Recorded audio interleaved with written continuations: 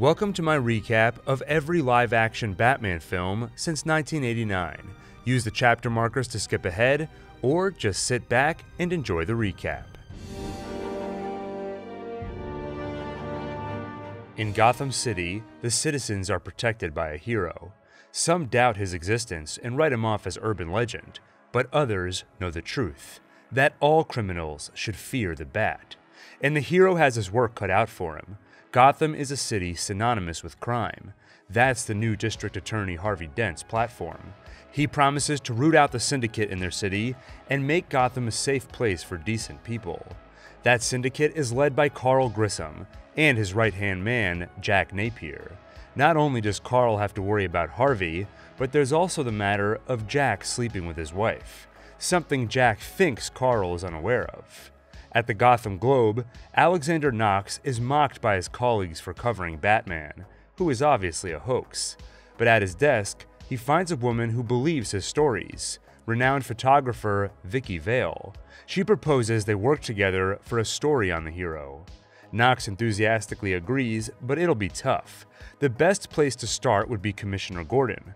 Knox knows he has a file on Batman, but hasn't been able to reach the commissioner. But Vale has an idea. Gordon will be at Bruce Wayne's benefit party, and she has 2 tickets. Elsewhere, Grissom panics. Dent is investigating Axis Chemicals, one of the syndicate's many fronts. He asks Jack to personally oversee the operation to clear the place out before the investigators reach it. And Jack leaves, unaware Grissom is setting him up. The mob boss calls Lieutenant Eckhart, one of Gotham PD on Grissom's payroll, to arrange for a hit on Jack at Axis Chemicals, retribution for sleeping with his wife. At Wayne's benefit, Knox has no luck getting answers from Gordon, and soon the commissioner is called away by an anonymous tip. Napier's cleaning out Axis Chemicals. Later, as Knox and Vale poke around Wayne Manor, they bump into Bruce.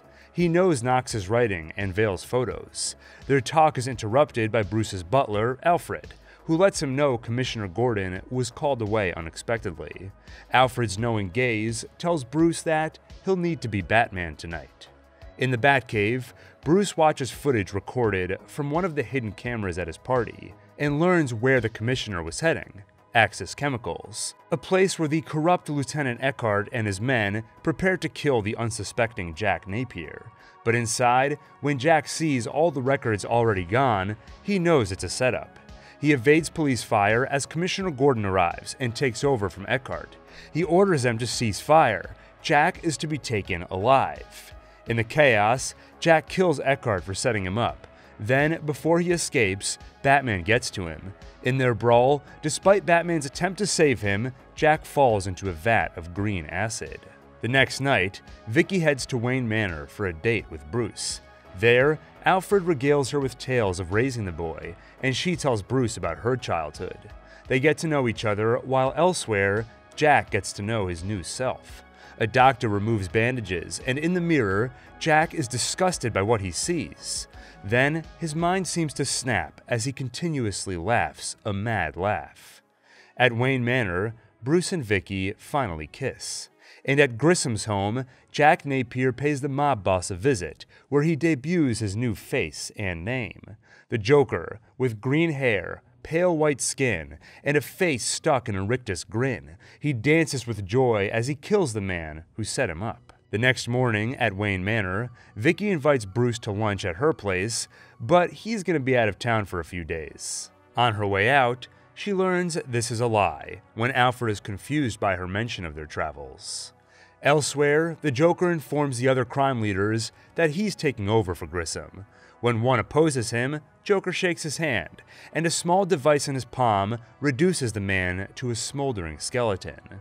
He brings in his armed goons, then tells the others to leave and think it over. With the room cleared, Joker tells Bob to follow the reporter Knox and see what he knows about Batman. Later, Vicky follows Bruce Wayne unseen. She spies on his visit to an unassuming street corner where he solemnly leaves roses. And she follows him to a press conference where Ricorso, one of Jack's fellow crime lords, announces that Grissom left all his assets to him. Then, in front of Bruce, Vicky, Knox, and the public, the Joker makes his debut, assassinating Ricorso. At Wayne Manor, Alfred presses Bruce to see Vicky. Alfred knows he likes her. Bruce refuses, saying he can't go on with that right now. And Alfred asks, if not now, when? And Bruce quietly answers, I don't know. And Bruce isn't the only one taken by Vicky Vale. At his lair, Joker looks at Bob's photos of Knox and spots her in one of them. The Joker is immediately smitten by her. Later, he spreads his chaos. He produced a new drug called Smilex, and a few have already suffered its effect. 2 models were found dead, with faces frozen in grotesque smiles. And on live TV, a newscaster laughs uncontrollably, suffering the same fate. As the public watches, Joker takes over the airwaves to announce the drug and warns that it's already been dispersed among them, hidden in everyday products. After another 13 deaths, Gotham's public begins to avoid cosmetics, fearing the Joker is Smilex. At Wayne Manor, Alfred gets a call from Vicky to let Bruce know she'll be late meeting him at the museum. The only problem is, Bruce was unaware of this meeting because it wasn't him who arranged it. It was the Joker. She arrives at the museum and receives a gift marked urgent. She puts on the protective mask as the place fills with gas, knocking out the other patrons. Then the Joker and his goons dance into the museum while vandalizing the art. He reaches Vicky and demands she tell him what she knows about Batman. And as he threatens her, the hero emerges. With the Batmobile's help, they mostly evade the Joker, but some of his goons catch up. Batman brings Vicky to safety, and she takes some photos as he brawls with the Joker's thugs. Then he brings Vicky back to the Batcave. There, he shows her what he's learned investigating the Joker. The madman has snuck Smilex into chemicals at the source, manufacturing plants, meaning it isn't just hidden in one product, but many. However, the drug only activates when combined. Hairspray alone won't do it. But hairspray mixed with lipstick and perfume will be toxic and untraceable. He tells her to take the evidence to the press, but she tells him that might be tough. Not everyone trusts Batman. You're not exactly normal, are you? She asks. It's not exactly a normal world, is it? He responds. Then he steals the film of photos she took of him and brings her home. When Vicky wakes, she speaks with Knox and gets the Gotham Globe to print Batman's story, warning the public of the specific products to avoid. Infuriated, Joker vows to Bob that he will kill Batman. Meanwhile, Bruce pays Vale a visit and brings flowers. She wastes no time telling Bruce how he hurt her, ignoring her calls and lying about leaving town. He tries to explain himself. He tries to find the words to tell her that he's Batman. But they're interrupted by the doorbell and the arrival of Joker. The Joker asks Bruce if he's ever danced with the devil by the pale moonlight, then shoots him and serenades Vicky before leaving. She returns to find Wayne gone, apparently having protected himself with a hidden metal plate. Vale returns to the Gotham Globe, where Knox has done some research on the street corner where Bruce left his roses. That's where Wayne's parents were murdered in front of him. Later, the mayor announces the cancellation of Gotham's upcoming bicentennial festival, since they can't guarantee safety. But Joker hijacks the airwaves to announce his own festival. At midnight, he will dump $20 million for the crowd, and there will be a show, a brawl between him and Gotham's real terror, Batman. Bruce watches the broadcast from his cave and thinks of the night his parents were killed. He remembers the killer saying something, "You ever dance with the devil by the pale moonlight?" and realizes the killer was Jack Napier, the Joker. Then Vicky arrives, invited by Alfred to see the truth. She confesses her love but doesn't know what to think of his double life. He tells her that it's something he needs to do, because no one else can. And he loves her too. But right now, the Joker is out there, and he's got to get to work. Batman drives to Axis Chemicals and blows it up.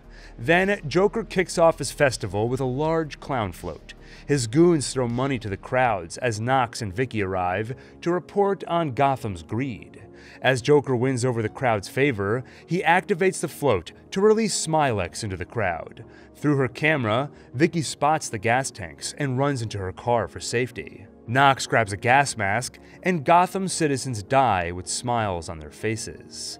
Batman flies in with his Batwing, grabs the Joker's balloons and releases them high into the sky, rendering them harmless. "He stole my balloons!" Joker shouts, then shoots Bob. In the skies above Gotham, the Batwing flies in the pale moonlight, then returns fire at Joker and his army. But Joker takes him down with a large pistol. Vicky looks for Bruce in the wreckage, but all she finds is the Joker with his gun, and he takes her hostage. Joker brings her to the top of the cathedral, and Batman follows. Joker treats Bale to a dance, while Batman fights off his thugs. Then Vicky distracts Joker, while Batman asks, "Excuse me, have you ever danced with the devil in the pale moonlight?" Then he punches the villain into a church bell. "I'm going to kill you," Batman promises. "You idiot," the Joker replies. "You made me, remember? You dropped me into that vat of chemicals. That wasn't easy to get over, and don't think that I didn't try." Batman hurts him and reminds him, "You killed my parents. I made you. You made me first." They fight, and Joker manages to knock Bruce and Bale onto the cathedral's ledge. They hang, while Joker is rescued by a hanging ladder from one of his helicopters, until Batman's grappling hook catches his leg, putting the Joker in the middle of a tug-of-war between a gargoyle and the copter. The heavy stone breaks off the cathedral and hangs off the Joker's leg. He does his best to hold on, but gravity wins, plummeting the villain to his death. Then Batman's grappling hook saves him and Bale from suffering the same fate. With Gotham now safe from the Joker's reign, Batman gives the city a signal should they need him again, and Gordon unveils it for the citizens, a searchlight which projects the Batman symbol on Gotham's night sky. Years earlier, a baby is born with an unusual disfigurement. His form terrifies the nurses, doctors, and anyone else who sees it. The Cobblepots bring their child home, but never show him love. Instead, he's kept in a cage. And one cold night in Gotham City, the parents abandon their boy in a river. The carriage floats on dark waters until it's found by 4 emperor penguins. 33 years later, as Christmas approaches, rumors spread of a penguin man living in Gotham's sewers. Meanwhile, renowned industrialist Max Schreck pitches the mayor on a new power plant, while his secretary, Selina Kyle, serves coffee. At the tree lighting ceremony, the mayor invites Max to speak, and he flawlessly plays the part of philanthropist. The proceedings are interrupted by a gift from the Penguin. A large gift box explodes, and like a circus from hell, clowns and costumed creeps pour out of it to attack the citizens. Their target is Schreck, but he evades their capture. At Commissioner Gordon's orders, the bat signal is lit, and Bruce Wayne answers the call. Batman arrives to fight the circus gang. He finds Selina held by one of the clowns and frees her, then leaves. "Well, that was very brief," Selina says to herself, "just like all the men in my life." As Schreck walks away from the chaos, he's finally captured and brought to the Penguin's lair, located in the Arctic world at an abandoned zoo. Penguin shows off his arsenal of weaponized umbrellas and makes his proposal. He's ready to ascend from the sewers and publicly reclaim his humanity. Why should Max help? Well, what Schreck disposes of, the Penguin finds. Toxic waste from Schreck's supposedly clean textile plant, shredded documents proving Schreck owns half the fire traps in Gotham City, and the corpse of an old business partner Schreck had killed. The Penguin sums it up. "Remember, Max, you flush it, I flaunt it." And the Penguin's blackmail does its job. Max agrees to help. At Schreck's office, Selina digs through some files to prepare her boss for an upcoming meeting with Bruce Wayne.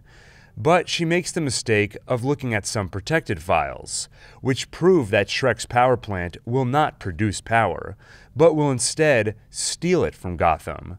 To ensure the information doesn't leak, Schreck pushes her out of a window. Kyle lies unconscious in the snow until some alley cats wake her up. She returns to her apartment in a daze, then disposes of her old life as the lonely and downtrodden Selina Kyle. She trashes her apartment and claims her new identity by stitching together a costume of black leather and claws. On a bright day in Gotham, Penguin makes his debut. He has a member of his circus gang grab the mayor's baby so he can publicly rescue it and appear to save the day. "All I want in return," he tells the camera, "is a chance to find my mom and dad." Bruce watches the broadcast from home skeptically. Later, the Penguin gets his wish. He's given access to the Hall of Records to search through birth certificates and find his parents, and learn his real name. Though Bruce tells Alfred that he thinks Penguin knows who his parents are, he's up to something else in the Hall of Records. And as the public watches, Penguin announces his findings. His real name is Oswald Cobblepot, and his parents are deceased. And though they aren't alive to hear it, Oswald forgives them. The public's hearts are warmed by the story of reconciliation, and Oswald is revered as a hero. And that night, it's not only Oswald who makes his debut, but also Catwoman. Selina Kyle, disguised in skin-tight leather, prowls the streets and stops an assault. The next day, Shrek pitches Bruce on his power plant. But Bruce is rightfully skeptical and refuses to invest, accusing Shrek of working with a crime boss. Max scoffs at the accusation, saying Cobblepot is innocent. Then he's shocked when Selina Kyle shows up, alive, and Bruce is pleased to meet her. Later, Shrek pays Cobblepot a visit and lures him from his lair with raw fish. Penguin gnaws on the fresh snack as Shrek reveals a room full of people, staff he's gathered to run a mayoral race for Cobblepot. Oswald is skeptical of the idea and shows it, biting the nose of one staffer who comments on his appearance. But Oswald is won over by the promise of public adulation and the women he could have as mayor. Since elections have already passed, they'll need to get the current mayor ousted. So Penguin will have his gang wreak havoc until the city demands a new leader to get crime under control. Gotham quickly falls into chaos as Batman fights the circus gang in its streets. In their battle, the gang's poodle manages to steal Batman's enhanced Batarang. Meanwhile, Catwoman pays Shrek's office building a visit and blows it up, then runs into Batman and attacks.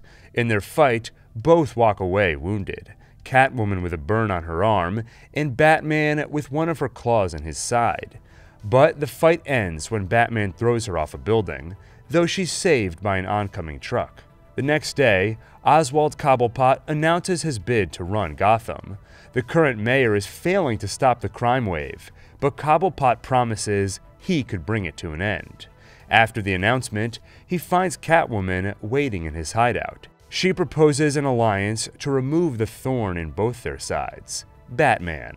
Penguin wants to kill him, but Catwoman wants to ruin him first, to frame him as a villain, and Cobblepot agrees. The next day, Cobblepot publicly announces a challenge to the mayor: relight Gotham's Christmas tree tonight, adding, "I hope and pray that Batman will be present to preserve the peace." And at home, Bruce Wayne watches. As the relighting ceremony approaches, Bruce bumps into Selina, though he doesn't know she's Catwoman, and she doesn't know he's Batman. He invites her over for dinner, and they part. Meanwhile, Penguin kidnaps Gotham's Ice Princess, who is meant to light the tree at the ceremony, and he attacks her with the Batarang to frame Batman for the kidnapping. At Wayne Manor, Bruce and Selina talk. She asks about past girlfriends, and he tells her about Vicky, how it didn't work out because she had trouble reconciling his two truths, because he had trouble reconciling them.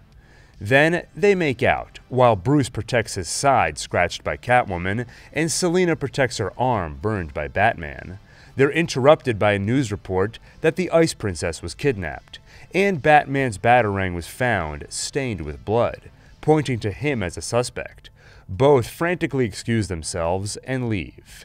Batman arrives at the relighting ceremony and parks his Batmobile. He turns on the usual protections, but while he looks for the Ice Princess, Penguin's goons break into the car. Batman finds the princess, but Catwoman stops him from rescuing her, then drags the Ice Princess to the building's roof and leaves her on a ledge. Before Batman reaches her, Penguin releases a cauldron of bats to push her off the roof. She falls to her death, and when the citizens of Gotham look up, they see Batman and accuse him of pushing her. Police fire on him, and Batman falls to a terrace, where Catwoman finds him and straddles him. Batman notices a mistletoe and says, "Mistletoe can be deadly if you eat it." She responds, "But a kiss can be even deadlier if you mean it," and licks Batman's face like a cat. Batman escapes her grasp and leaves. Then Catwoman argues with Penguin. She thought they were just going to scare the princess. Murder was not part of the plan. But Penguin is happy with how things went and suggests they consummate their partnership.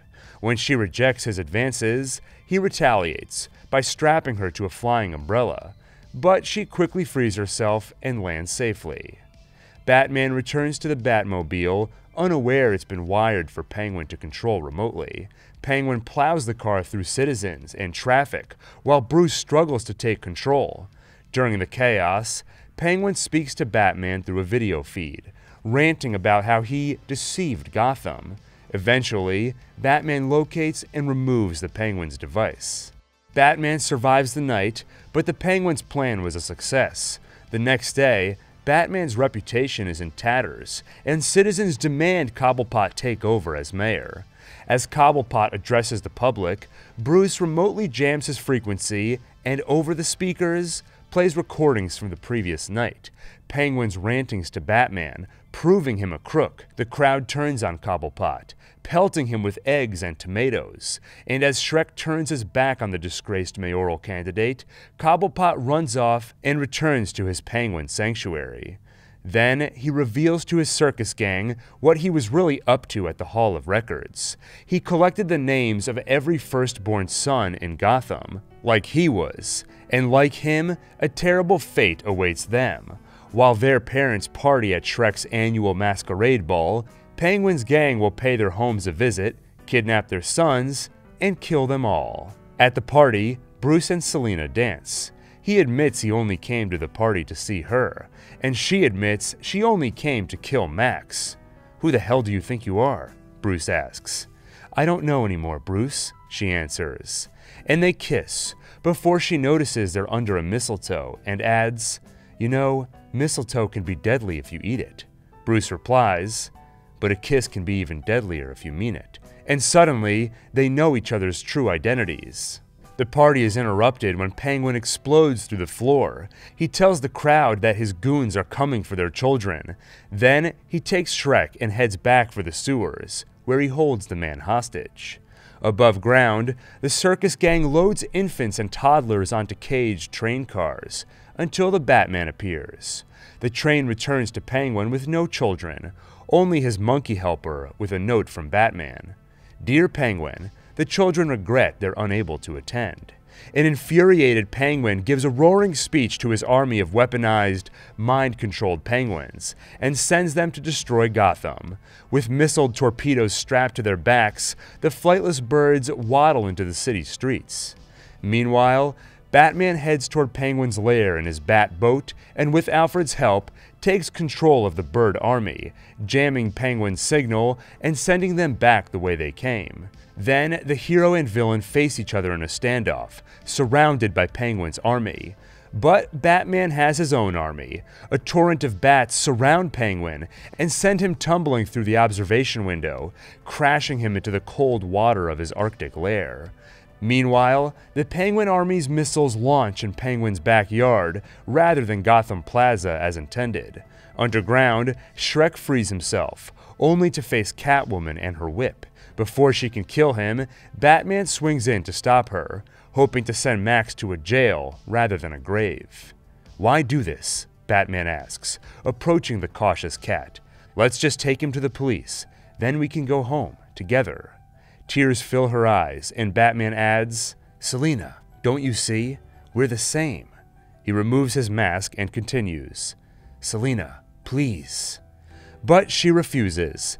Max has to die. Though Max has other ideas. Max shoots Batman, then Catwoman, 4 times. Between her prior deaths at the hands of Max, Penguin, and Batman, and these 4 shots, that leaves her with 2 of her 9 lives left. And she uses 1 to kill herself and Max, kissing him with a taser between their lips and grabbing a live wire. Batman digs through the wreckage, but only finds Max Shrek's smoldering corpse. No Selina. Behind him, Penguin shambles out of the water to make his last stand. But with little life remaining, he only manages to grab a useless umbrella and fall dead. Batman watches the Penguins drag their caretaker's body into an ice water grave. On the drive home, Bruce thinks he spots Selina, but only finds a black cat. He takes it home with him as he and Alfred wish each other a Merry Christmas. And above them, unseen, Catwoman watches over Gotham. Time passes and a new threat emerges. District Attorney Harvey Dent has become the villain Two-Face. Scarred on one half of his body and still Harvey on the other, he lives by the chaotic law of chance. Robbing a bank, should he spare the life of the hostage? The decision is made by flipping a coin, one side smooth and the other scarred like him. The coin lands on the clean side, so the man lives. Batman arrives on the scene where Commissioner Gordon introduces him to Dr. Chase Meridian, a doctor specializing in abnormal psychology. She's there to consult on Two-Face, but is fascinated by Batman. They agree the villain cannot be reasoned with, so Batman goes after him.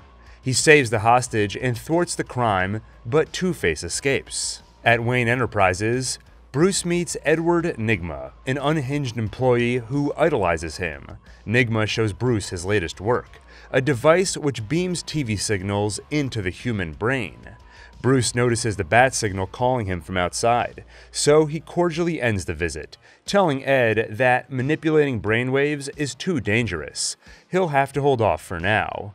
"You were supposed to understand," Ed says to himself. "I'll make you understand." Bruce heads to the Batcave, suits up, and reaches the bat signal to find Dr. Chase Meridian, looking for romance. Batman resists her advances, and when Gordon shows up in his pajamas, Batman takes off. At Wayne Enterprises, Nygma experiments on his first human subject, knocking his supervisor unconscious and strapping him into the device. The experiment is a success, treating Stickley to 3D images of fish, though it has a curious side effect. It transfers the power of Stickley's mind into Nygma's. When Stickley threatens to fire Nygma, the madman kills him. Elsewhere, Bruce watches a report on Two-Face. Boss Maroni threw acid on Harvey Dent, and the left brain damage turned him into a violent criminal. Bruce learns of Stickley's death and joins Gordon in the investigation. However, Nygma's forged a suicide note and footage to back it up. Gordon falls for it, while Bruce remains skeptical. Then, he finds an envelope with a large question mark, and in it, a riddle. "If you look at the numbers on my face, you won't find 13 anyplace." The answer is a clock, Bruce observes. Later, Nygma leaves another envelope at the entrance to Wayne Manor. The next day, Bruce visits Dr. Meridian for her expert opinion on the letters. The second one says, "Tear one off and scratch my head, what once was red is black instead." The first riddle's answer was clock, and this one's answer is a match. Her assessment is that the writer is obsessed with Bruce, and will likely attempt to purge his fixation by killing him. Before leaving, Bruce observes they're almost out of time, and he really needs to get her out of those clothes and into a black dress to join him at the charity circus, a major event for Gotham. At the circus, they're treated to an impressive performance from a family of performers, the Flying Graysons. The performance is interrupted by Two-Face and his henchmen. They light a bomb and threaten to blow it up, unless Batman steps forward to reveal his true identity. Without a moment's hesitation, Bruce shouts, "Harvey, I'm Batman!" But his voice is drowned in a sea of terrified shouts from the crowd. Instead, Bruce runs off to fight Two-Face and his men. While above him, the Graysons work on getting rid of the bomb. Dick Grayson does exactly that by throwing it into the bay, while Harvey shoots out the wires, sending Dick's mother, father, and brother plummeting to their deaths. The boy is orphaned, just as Bruce was so many years earlier. Feeling for the boy's plight, Bruce invites Dick to stay at Wayne Manor. Dick is hesitant at first, but is coaxed to stay by Bruce's motorcycle collection and Alfred's culinary skills. That night, Bruce is called away by the bat signal, giving Alfred and Grayson a chance to talk. The butler notices a robin on the boy's helmet. Grayson tells him how one time his brother's wire broke and he swung out to grab him. "My father said I was his hero," he says. "I flew in like a robin." He doesn't feel like a hero anymore and doubts he'll ever get back to gymnastics. But Alfred reminds him that broken wings mend in time. One day Robin will fly again. I promise. On the streets of Gotham, Batman faces Harvey, but once again fails to capture the villain. Meanwhile, in a dark corner of the city, Edward Nygma decides on a new name for his new villainous persona, the Riddler. Then he pays Two-Face a visit, whom he finds joined by henchwomen Sugar and Spice. Riddler suggests they team up to humiliate and kill Batman together, and he shows off his device, how it acquires information from people's minds while making you smarter. If Two-Face steals the necessary production capital, they could install the device on every TV in Gotham and solve the greatest riddle of all: who is Batman? Two-Face considers the proposal, and his coin tells him to accept. At Wayne Manor, Bruce finds another riddle. "The 8 of us go forth not back, to protect our king from a foe's attack." Chess pawns, Bruce observes. After acquiring enough funds, Nygma debuts his product, the box, and it quickly becomes all the rage in Gotham, sending a steady stream of the brainwaves directly to Nygma. One day, while practicing gymnastics, Grayson inadvertently kicks open the secret entrance to the Batcave, revealing Wayne's true identity. Meanwhile, Bruce opens up to Chase, telling her about witnessing his parents' death. He's begun to remember a repressed memory, something involving a red book. And although she doesn't know he's Batman, she's drawn to him in the same way. They kiss, until they're interrupted by a call from Alfred, letting Bruce know about Dick's discovery. Meanwhile, Grayson takes the Batmobile joyriding, and on the streets of Gotham, witnesses an assault in progress. He fights off the thugs and saves the girl, though more of the gang join in, and when he's cornered, Batman comes to the rescue. Back at the cave, Dick talks about his desire to find Two-Face and kill him for what he did to his family. "So you're willing to take a life?" Bruce asks. "Then it will happen this way. You make the kill, but your pain doesn't die with Harvey, it grows. So you run into the night to find another face, and another, until one terrible morning you wake up and realize that revenge has become your whole life, and you won't know why." Bruce tells him how he lost his parents, how they are the same. "If we're the same, Bruce, help me," Dick says. "Train me, let me be your partner." But Bruce refuses, unwilling to set the boy down the same path as him.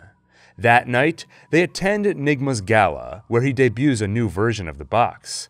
Before entering the box himself, Bruce asks Sugar to turn it off, but once he's inside, she turns it back on. Then, Two-Face and his goons crash the gala, seeking to rob its wealthy attendants.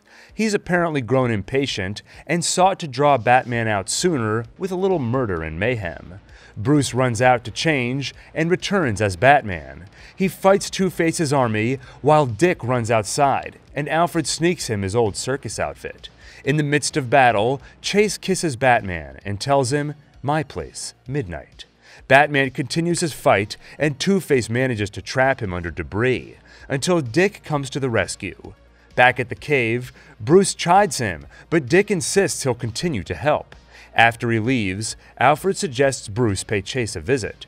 A little love might do him some good. And at her window, Chase finds Batman, but suddenly realizes it's not Batman she wants, but Bruce Wayne. "I understand," Batman says, then turns, smiles to himself, and leaves. Elsewhere, Riddler shows Two-Face what he found in his extraction from Bruce Wayne's brain, that Bruce Wayne is Batman. After Bruce's refusal to include Dick in his heroics, the boy goes on the run, while Bruce prepares for Chase to visit and plans on telling her who he really is. When they talk, she knocks over a flower, triggering Bruce's repressed memory. He tells her what he recalls: a red book, his father's journal. The pain of knowing his father would never write in that journal again sent Bruce running, and he fell into a cave, where he saw a bat, his destiny. She kisses him, and knows that she is kissing Batman. Then Riddler and Two-Face arrive with their gang. They burn down the Batcave, knock Bruce unconscious, and kidnap Chase. Bruce wakes to find another riddle. We are 5 little items of an everyday sort. You'll find us all in a tennis court. Vowels, Bruce realizes. A-E-I-O-U. All letters found in the phrase a tennis court. Then he and Alfred realize that this and each of the previous riddles referenced a number: 13, 1, 8, and 5. If each represented a letter, 13 would be M, 1 and 8 taken as 18 would be R, and 5 would be E, M-R-E, or Mr. E, as in mystery. Another word for which is enigma, as in Edward Nigma. He grabs the one bat suit which survived the fire, and before he leaves, Dick returns with a new suit created by Alfred, and a name too: Robin. Bruce accepts the partnership, and each takes a vehicle in pursuit of their enemy, Batman by air and Robin by sea. They approach Nigma's lair, and as they land on its coast, Robin remarks, "Holy rusted metal, Batman." "Huh?" Batman asks. "The ground," Robin explains. "It's all metal. It's full of holes, you know. Holy." "Oh," Batman responds. Suddenly, the island rises high in the air, and Batman gets inside while Robin finds Two-Face. He beats the villain in revenge, but decides to spare his life, giving Harvey a chance to pull a gun and point it in Robin's face. Inside, Batman finds the Riddler, who is soon joined by Harvey. Then they reveal 2 hostages, Dr. Chase Meridian on one side and Dick Grayson on the other. Batman will only have time to save one, so who will he choose?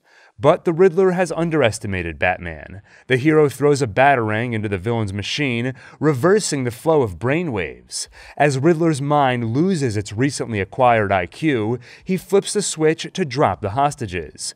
But Batman is quick. With the help of his grappling hook, he saves both their lives. Then Two-Face appears and prepares to kill them, but Batman stops him. What about the coin? Two-Face thanks him for the reminder, and as Two-Face tosses it, Batman throws dozens more. Shaken by the confusion, Two-Face falls, and Harvey plummets to his death. After the chaos, Nigma ends up in a padded cell at Arkham, his mind too far gone to retain the knowledge of Batman's true identity. With his secret safe, Bruce kisses Dr. Chase Meridian. Not only does Bruce have a new partner, but so too does Batman, as he runs into the night with Robin at his side. Time passes, and Robin grows jealous of Batman's car. He wants one too. Chicks dig the car. This is why Superman works alone. Batman scoffs, and they head off to patrol Gotham. As his friends leave, Alfred feels unwell. The heroes head to the Gotham Museum, where a frozen foe named Mr. Freeze has frozen Gotham's finest, turning the guards into ice blocks. Batman and Robin arrive to find hell's frozen over, and apparently Satan plays hockey. They fight Mr. Freeze and his ice-skating henchmen, but the villain manages to catch Robin with his ice ray, leaving Batman with a choice: chase the villain or save the boy. But bats and robins are birds of a feather. Freeze leaves with a stolen crystal, while Batman thaws Robin. And in the world of ice-cold men, man-sized bats, and vicious robins, what chance do plants have? More than a snowball in hell, if Dr. Pamela Isley has anything to say about it. At a Wayne Enterprise lab in Brazil, she experiments on crossbreeding plants with animals so they can fight against mankind's destruction of nature. Meanwhile, her boss, Dr. Jason Woodrue, experiments on people, injecting his super soldier serum, Venom, into scrawny serial killer Antonio Diego. The substance turns him into a hulking mass, whom the doctor names Bane. Isley witnesses the experiment. She's disgusted by his corruption of her work, developing Venom off her research. She rejects his plea for a partnership, and he retaliates, attempting to kill her, feeding her to the mess of the plant-based poisons and toxins of her lab. In the Batcave, Wayne and Grayson review footage of Mr. Freeze's origin story. When Dr. Victor Freeze's wife suffered a terminal illness, he tried to freeze her until a cure could be found. But he fell into the vat himself, and the cryo solution mutated his body. Now, Freeze needs extreme cold to survive. His cryosuit uses diamond-enhanced lasers to keep him at 0 degrees. After Robin's screw-up, getting turned into ice, Batman orders him to train for 10 hours, and Alfred advises that Bruce needs to learn how to trust Grayson. That's the basis of family. After all, Alfred won't be around forever. In Brazil, Isley returns to life as a part-plant person with poison lips. One kiss later, and Dr. Woodrue is dead at her feet. Then she recruits Bane in her battle to reclaim the Earth for plants. In Gotham, Freeze's new crystal brings him one step closer to fulfilling his vision. One more diamond of that size, and he'll have enough power to freeze the city until Gotham gives him what he wants, the billions of dollars needed to find a cure for his wife. At Wayne Manor, a surprise guest arrives, Alfred's niece, Barbara. Like Bruce and Dick, she too is an orphan, having lost both parents in a car accident 5 years earlier. Currently, she's on break from Oxford Academy, where she studies computer science. They invite her to stay over, which makes Dick very happy. The next day, Bruce holds a press conference at the Gotham Observatory, where he donates a new telescope. The proceedings are interrupted by Dr. Isley, demanding Bruce agree to her proposal, which would save the planet from humankind. "Your intentions are noble," he says, "but no diesel fuel for heat, no coolants to preserve food, millions of people would die from cold and hunger alone." And he offers the disappointed doctor an invite to his Save the Rainforest party, where Batman and Robin will be guests, and a diamond will be auctioned to raise funds. A diamond Bruce is offering as bait to draw out Freeze. But at the party, Isley gets there first. She entrances the crowd with pheromone dust and introduces herself as Poison Ivy. It works on Batman and Robin too, who both find themselves in love with the villain. She grabs the diamond, then puts it and herself up for auction. The two heroes clash in a bidding war, though Robin can hardly keep up with the unlimited funds offered by the Bat credit card. Freeze arrives, falling for Batman's bait. While the heroes fight his goons, Freeze gets to Ivy and demands the diamond. She tries her dust, but it's useless on his cold heart. He grabs the diamond and escapes. Batman and Robin chase the villain across Gotham, and as they approach a dangerous ledge, Batman warns Robin he can't make the jump. When Robin ignores the warning, Batman disables his engine and catches Freeze himself. At the Batcave, Robin tells Batman that he's sick of his lack of trust. It doesn't feel like they're partners. At Arkham Asylum, Freeze is kept in a small, cold area outside of which he cannot survive. Elsewhere, Ivy and Bane find a new lair and rid it of its current tenants. Then Ivy redecorates. At Wayne Manor, Bruce suffers the lingering effects of Ivy's love dust, fantasizing about her while ignoring his girlfriend, Julie. Meanwhile, Barbara sneaks out for some underground motorcycle racing, but her opponents play dirty and try to throw her from a bridge. Thankfully, Dick followed her and saves her from falling. Back home, she talks about why she started racing. It helped make the pain go away after her parents died. "You wouldn't understand," she says. "You'd be surprised," he replies. Then she confesses that she was kicked out of school, but it's okay. She's already made plenty of money racing, and plans on using it to rescue Alfred from his dismal life of servitude. "He's sick," she reveals. Then Bruce clarifies, Alfred is not just sick, he's dying. Alfred's kept it a secret, but Bruce can tell. At Arkham, with the help of her poison kiss and muscled henchmen, she frees Freeze and returns him his suit. Batman wonders why she'd help Freeze. "Well, she's definitely evil," Robin suggests, and both agree they're definitely not still in love with her. At Freeze's hideout, they find his wife and check his research. Apparently, he was able to cure some forms of McGregor syndrome, but not one as severe as his wife's case. Then they're attacked by Ivy and Bane. While they busy the heroes, Freeze retrieves his crystals to regain the power he lost while he was locked up. In the throes of the fight, Ivy's dust does its work. She nearly locks Robin in a kiss, but Batman stops it. Hearing of toxins found in prior deaths, he's realized her kiss must be deadly.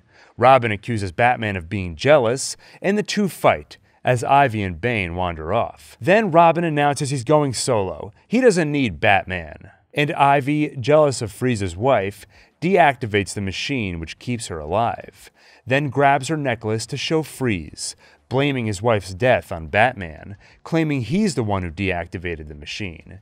Victor's tears freeze on his cheek. He vows revenge on Batman and Robin. And why stop there, Ivy suggests. Why not kill all of humanity? Then her animal-plant hybrids can take over, with them as the only two people left alive. Adam and evil, Freeze agrees. At Wayne Manor, a doctor visits and diagnoses Alfred's McGregor syndrome, the same thing Freeze's wife had, but a less severe case, one that could be cured if they got a hold of Freeze's research. Bruce intends to go after Freeze and Ivy alone, as Robin's judgment is still clouded by his love for the villain, again accusing Batman of just being jealous of him. As Alfred lies on his deathbed, he hands Barbara a CD containing a secret message and asks her to ensure it gets to his brother Wilfred. So she guesses the password and looks at the message, revealing Batman and Robin's identities, something Alfred intended to reveal to Wilfred, who he hoped would take over his post. That night, Ivy uses her dust on Commissioner Gordon to get access to the bat signal. She modifies it to look like Robin's symbol and uses it to call him. So Robin sets off for the signal while Bruce tries to set him straight. She's infected us with some kind of pheromone extract. She wants to kill you, dick. Then Bruce calls him brother and asks him to trust family. Meanwhile, Freeze breaks into Gotham Observatory, where he intends to combine Wayne's telescope with his own tech to freeze the city.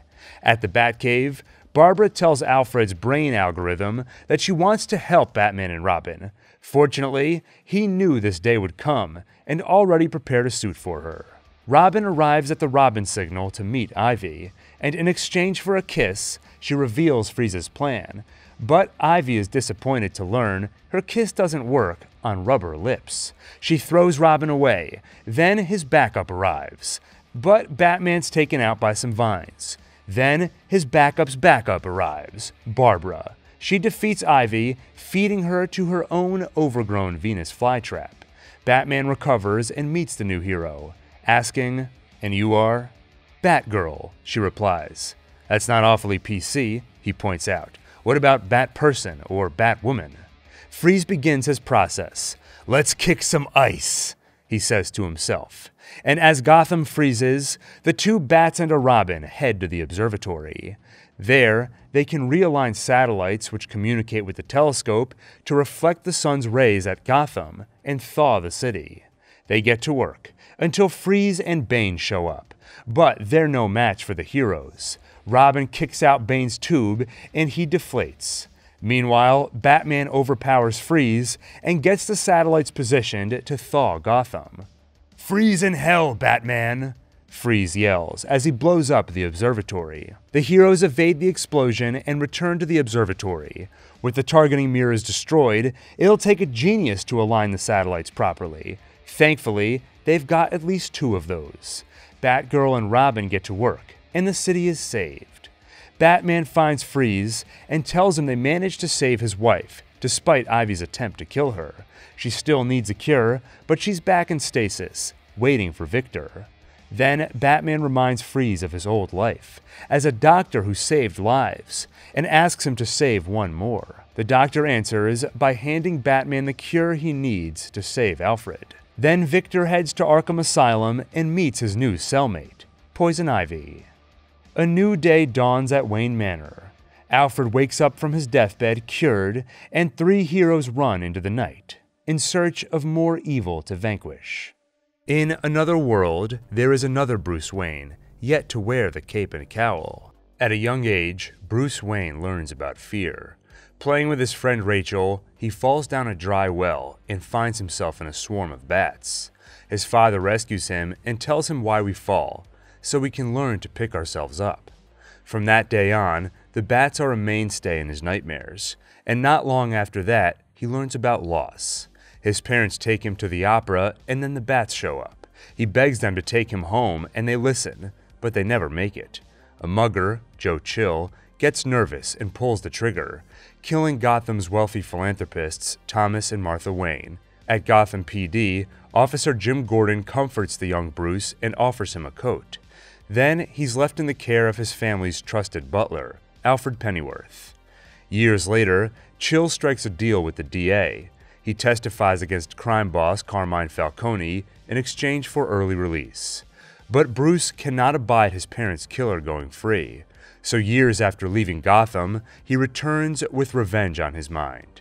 He conceals a gun, and as Joe steps out of the courthouse, one of Carmine's people gets to him first.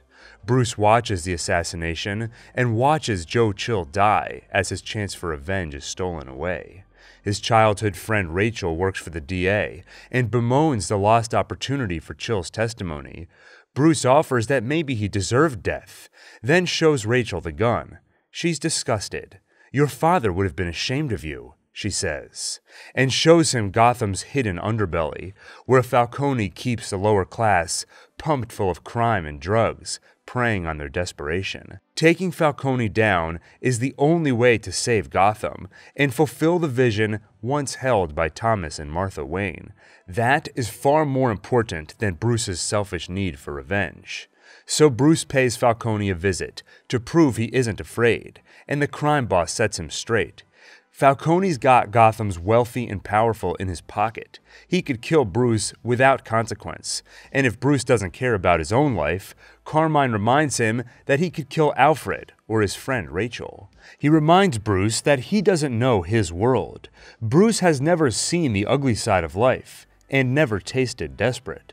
So Bruce leaves Gotham to find it. He strips himself of everything and travels thousands of miles to find a world where no one knows his name. After years of learning desperation and learning to fight, Bruce is found at a prison in Bhutan by the League of Shadows, led by Ra's al Ghul. They promise to give Bruce the purpose he's looking for and the ability to enact the justice denied to his parents. Ra's al Ghul's second hand, Ducard, trains Bruce to become a powerful fighter. Where Bruce has learned to fight 6 men, Ducard trains him to fight 600, with the agility, patience, and cunning of a ninja. And Ducard teaches him the power of fear. He has Bruce breathe in the toxins of an exotic flower, inflicting him with panic and nightmarish visions. If Bruce can confront his own fear and learn to inflict it on his enemies, he can cloud their senses and defeat them easily. Ra's al Ghul is impressed with Bruce's ability to fight through the flower's effects and invites him to formally join the League of Shadows. But first, Ducard says, you must demonstrate your commitment to justice. They hand Bruce a sword and demand he execute a prisoner. But Bruce refuses. The man should be tried by a justice system, not killed by their decree. Ra's insists he proceed. Then Bruce can join them for their next project, the destruction of Gotham. The city is beyond saving and must be put out of its misery. But Bruce is no executioner. He will fight crime, but not by killing, and he will not let them destroy Gotham. He fights off Ra's al Ghul, Ducard, and the League of Shadows. Falling debris kills Ra's and nearly kills Ducard, but Bruce saves the man's life. Then he returns home to show the people of Gotham that their city does not belong to the criminal and corrupt. He tells Alfred of his intent to become an incorruptible and everlasting symbol to shake people out of their apathy. Meanwhile, Rachel Dawes fights her own battle against Dr. Crane, a doctor who saves Falcone's men from prison by having them declared insane. When Rachel accuses the doctor of corruption, he lets Falcone know about it, and Falcone promises to take care of Rachel. At Wayne Enterprises, the head of the board, William Earl, announces that despite Thomas Wayne's ideals, they will take the company public and move toward weapons manufacturing. The meeting is interrupted by a man the world thought dead, Bruce Wayne. He asks for a job in applied sciences, where he meets its head, Lucius Fox. Fox explains how his department is a place the board sent him to toil away on prototypes that go nowhere, to keep him busy and out of their way. He shows Bruce the body armor, grappling hook, and other utilities he's built, while telling him about Thomas Wayne. Together, they built a train that went all over Gotham, providing the public with cheap transportation.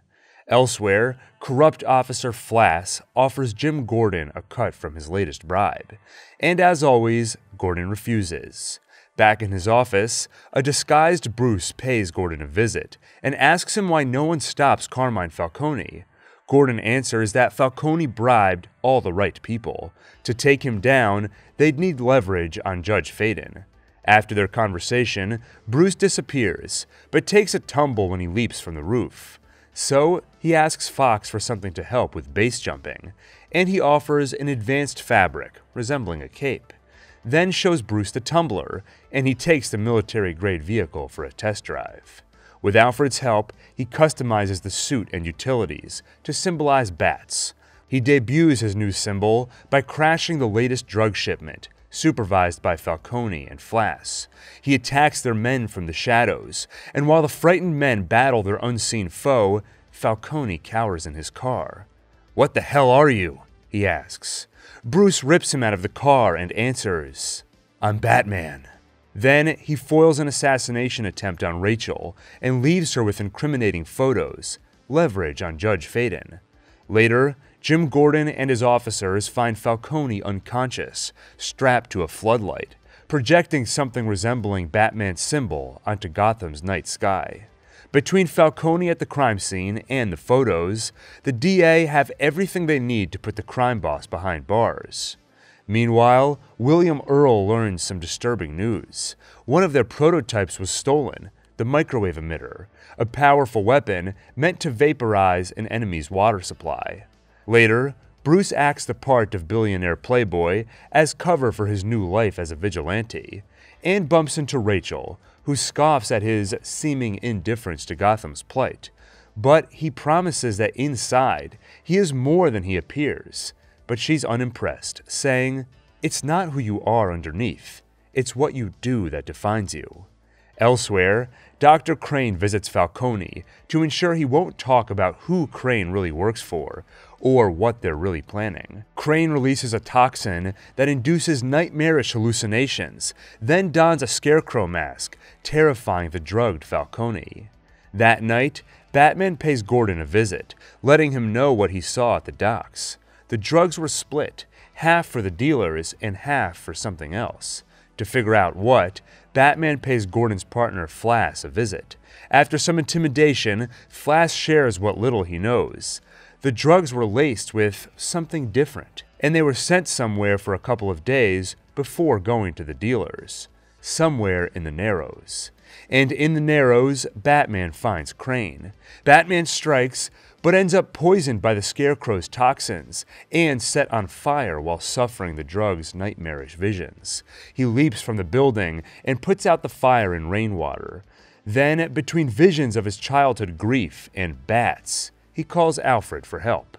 Bruce wakes up 2 days later on his birthday. Alfred cares for him, and Fox reveals he was able to synthesize an antidote for the toxin. Then, while preparing for his birthday celebration, Bruce learns that Rachel is heading to Arkham Asylum. Falcone was transferred there after Crane's intervention. Fearing for her safety, Bruce suits up. Meanwhile, Earl visits Fox to ask for everything he has on the microwave emitter, and when Fox asks too many questions, Earl fires him. At Arkham, Rachel demands answers about what happened to Falcone, and Crane brings her to the basement, where his people pour the toxin into Gotham's water supply. Then, he dons his mask and poisons her. Just then, Batman appears. He fights off the Scarecrow's men, then gives Crane a taste of his own medicine. Through the doctor's hallucinations, Batman questions him and learns who he really works for, Ra's al Ghul. The police come for Batman, so he pulls Gordon aside to tell him what he's seen. Crane has smuggled a panic-inducing toxin into Gotham and dumped it into the water supply. With the heavy dose Rachel took, her mind will soon be destroyed permanently. So Bruce activates a device, which emits a certain frequency, attracting a certain creature. A swarm of bats arrive, giving him the distraction he needs to escape with Rachel. He evades the police using the tumbler, and at the cave under Wayne Manor, administers the antidote. When Rachel wakes, Batman hands her more of the antidote so she can bring it to Jim Gordon, the one cop they can trust. Meanwhile, Gordon learns that Gotham's entire water supply has been infected with the toxin.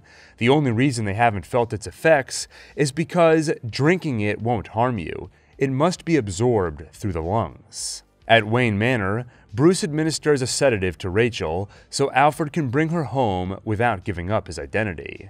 Then he joins his birthday party in progress. He thanks Fox for the antidote and asks how long it would take to make it at a large scale. Weeks. Why? Lucius asks. Somebody's planning to disperse the toxin using the water supply, Bruce answers. Fox shakes his head. The water supply won't help you disperse an inhalant.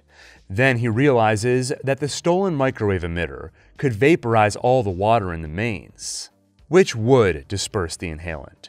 Bruce asks Fox to make as much of the antidote as he can, then sees a familiar guest at his party, Ducard, who quickly reveals that the man who died was a cover. Ducard is the true Ra's al Ghul. Worrying for his guest's safety, Bruce feigns drunk and demands they all leave. Then Ross fills in a few details of their plan. Crane weaponized the compound found in their exotic flower.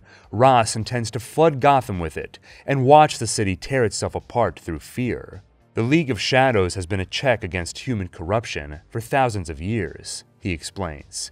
We sacked Rome, loaded trade ships with plague rats, burned London to the ground. Every time a civilization reaches the pinnacle of its decadence, we return to restore the balance. Gotham isn't beyond saving, Bruce pleads. Give me more time. There are good people here.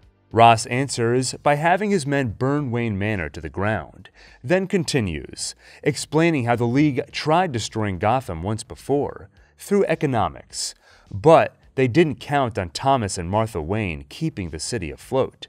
This time, Ross promises, no misguided idealists will get in the way. They fight, but falling debris knocks Bruce unconscious. Ross leaves him as Wayne Manor burns around him, and elsewhere, Ra's al Ghul's men free Gotham's prisoners. Alfred finds Bruce and helps him get underground. Bruce is bleeding badly and bemoaning his failure, until Alfred reminds him of his father's words. Why do we fall, sir? So that we can learn to pick ourselves up. Among the chaos of convicts roaming in Gotham, Rachel finds Gordon and hands him the antidote. Moments later, the microwave emitter is activated. Gordon takes the antidote, and his mind remains clear as the city falls into chaos around him. Under Wayne Manor, Bruce suits up and leaves in the tumbler. He finds Gordon and explains that for now, the toxin is isolated in the Narrows. But Ross plans on transporting the device by train to Wayne Tower in the center of the city, where a chain reaction would vaporize the rest of Gotham's water supply. Batman promises to stop it, but asks for Gordon's help, handing him the keys to the tumbler. Before heading after the train, he rescues Rachel and a small child from approaching danger. Then, as Batman leaves, she asks him to wait. You could die, she says. At least tell me your name. It's not who I am underneath, but what I do that defines me, he answers, echoing the words she said to Bruce. Bruce? She asks, and he flies off. Batman fights through Ra's al Ghul's thugs to face the man himself on the train hurtling toward Wayne Tower. The two brawl, while Gordon uses the tumbler to take out a portion of the bridge, so it no longer connects to the tower. When Ross sees the train will crash, he asks Bruce, have you finally learned to do what is necessary? I won't kill you, Bruce answers, but I don't have to save you. Batman leaps from the train car, and it crashes, exploding as the microwave emitter is destroyed. And Gotham is saved. The next day, Bruce reveals to William Earl that although Wayne Enterprises went public, Bruce himself bought most of the shares, and as its new majority owner, he's putting Lucius Fox in charge, firing William. Later, in the rubble of Wayne Manor, Bruce thanks Rachel for teaching him how justice is about more than revenge, and they kiss. But they cannot be together. The man Rachel loved left Gotham and returned as Batman. Bruce is gone. But if the day comes when Gotham no longer needs Batman, Maybe they can one day be together. Bruce nods in silent understanding, and she tells him that his father would be proud. Then he prepares to rebuild.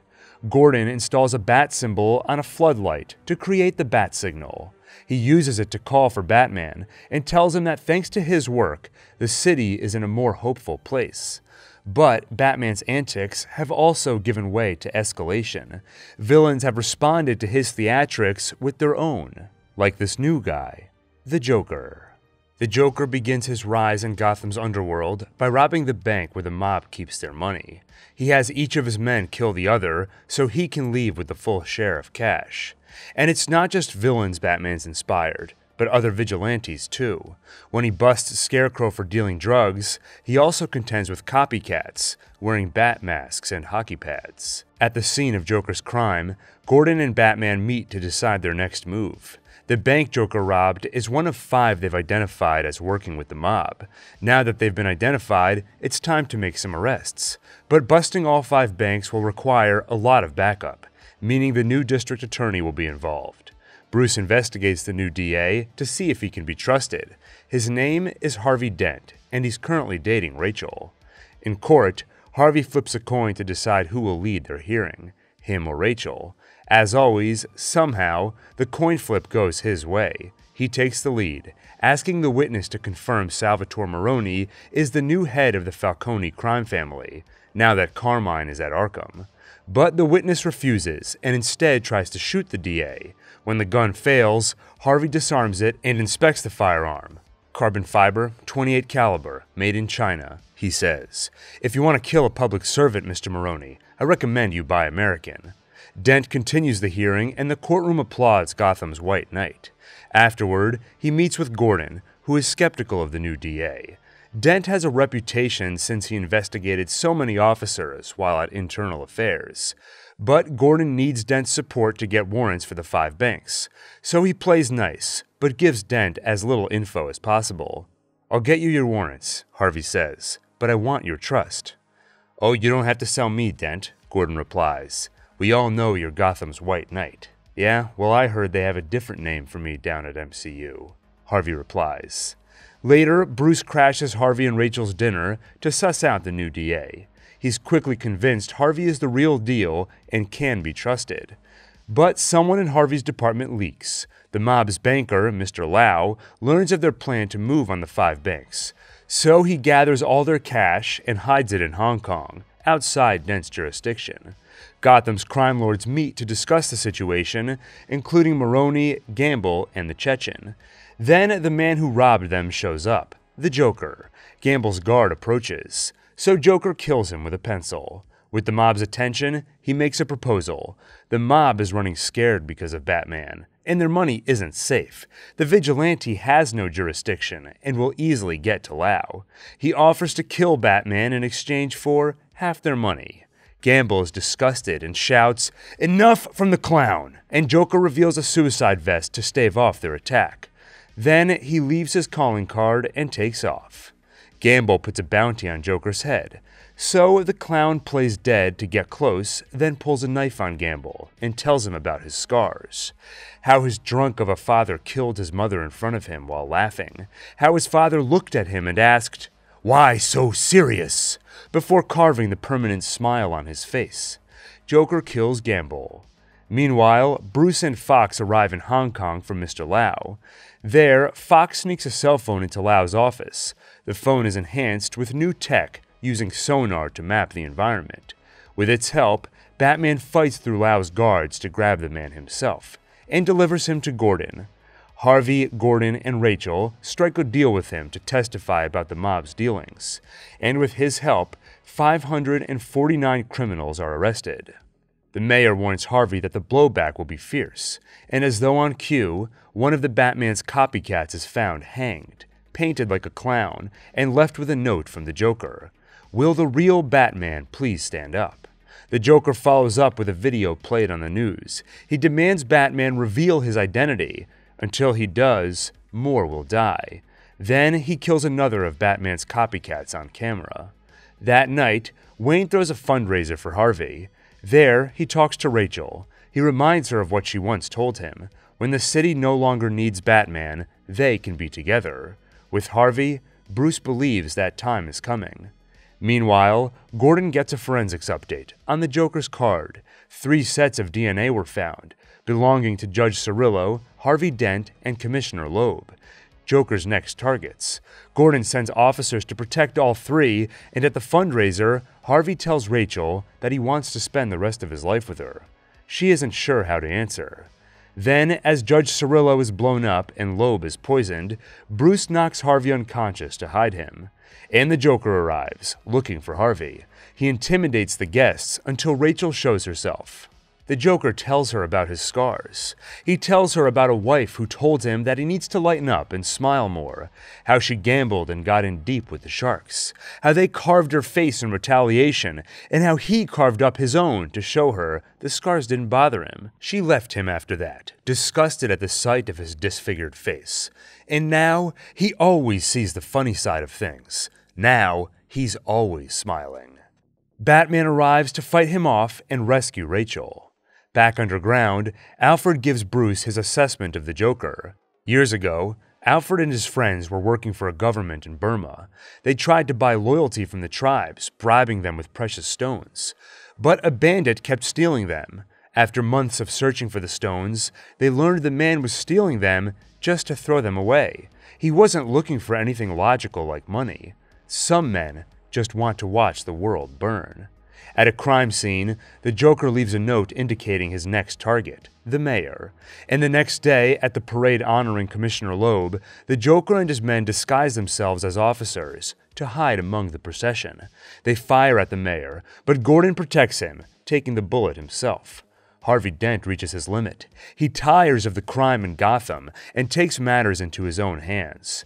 One of Joker's men was captured after the attempt on the mayor, so Harvey drags him to a warehouse and threatens to kill him, unless he tells him about the Joker. When the man doesn't comply, Harvey flips a coin.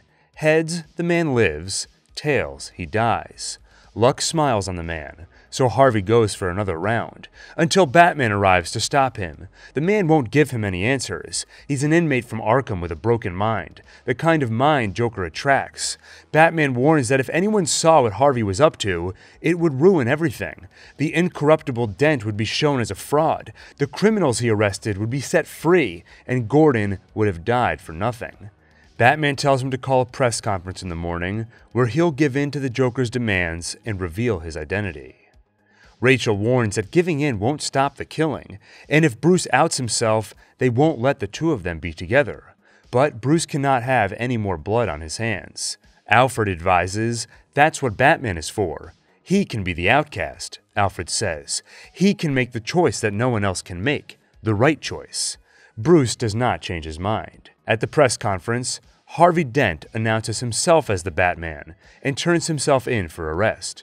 And why did Bruce stand by to let this happen? Rachel demands answers from Alfred, and he proposes that Batman is too important to erase at the whims of a madman. Bruce and Harvey both understood that. Her disappointment in Bruce is undeterred, and she hands Alfred a letter to give Bruce at the right time. At Gotham PD, Harvey kisses Rachel before getting into a truck for transfer to Central. As bait, when Joker comes for him, Batman will capture the villain. Rachel tries to talk him out of it, so he flips the coin. Heads, I go through with it, he says. And Rachel finally sees the truth. Both sides of the coin are heads. Dent makes his own luck. The plan succeeds, with mixed results. Joker takes out most of the convoy, but is captured by Jim Gordon, who faked his death to protect his family. At HQ, the mayor promotes Gordon to commissioner, and Joker applauds.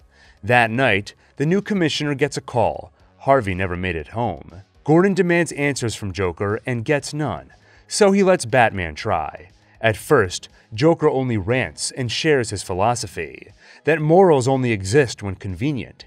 He'll show Batman that when the chips are down, these so-called civilized people will tear each other apart. Joker laughs at their rules. I have one rule, Batman says. Oh, then that's the rule you'll have to break to know the truth, Joker says. The only sensible way to live is without rules, and tonight you're gonna break your one rule. Then Joker reveals another truth. He's kidnapped not just Harvey, but Rachel too. The onslaught of violence from Batman does nothing to the Joker. He only laughs at the repeated blows to his head, then tells him Harvey and Rachel's locations. He'll have to choose which one to save. Batman heads for Rachel, and Gordon heads for Dent. But Joker's played a trick and switched the addresses. He's also set up phones so Rachel and Harvey can speak. She tells him she has an answer. Yes, she does want to spend the rest of her life with him. Then, that life is ended in the ensuing explosion. At the other address, Batman gets to Harvey and saves his life. However, Harvey is badly burned on one half of his face. And the Joker's plan is a success. Get caught by Gordon, blow up Major Crimes Unit, and escape with Lau. Elsewhere, Alfred reads Rachel's letter, where she tells Bruce she's going to marry Harvey. The day may come when Gotham no longer needs Batman, but she doesn't believe the day will ever come when Bruce no longer needs Batman. If it does, she will be there, but as a friend and nothing more. In the darkness, Bruce holds on to one faint spark, that Rachel was going to wait for him, that she was going to be with him after Batman was gone, and Alfred lets him believe it, keeping the letter from him. "That bandit," Bruce asks, "in the forest in Burma, did you catch him?" "Yes," Alfred answers. "How?" Bruce asks. "We burned the forest down." At the hospital, Harvey refuses skin grafts and pain treatments.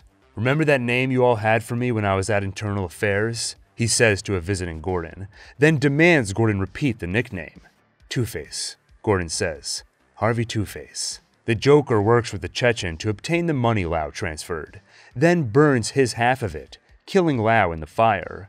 And on Gotham's news network, Wayne employee Coleman Reese announces he's going to reveal Batman's true identity, something he sussed out based on irregularities in the company's finances. Joker calls in to stop him, announcing that if Reese isn't dead in 60 minutes, he'll blow up a hospital. Ordinary citizens take up arms to attempt to murder Reese, while Gordon protects him and begins to evacuate Gotham's hospitals. And disguised as a nurse, Joker visits Harvey. He tells the burned man what happens when society's plans are broken. Joker only violated a couple of rules, threatening the mayor and killing a few people, but that was enough to drive Gotham into chaos. And the thing about chaos is that it's fair. He hands Harvey a gun and encourages him to join in the fun. Harvey grabs his lucky coin and shows Joker the clean side. "You live," he says, then turns to the burned side. "You die." Harvey tosses the coin and the Joker lives.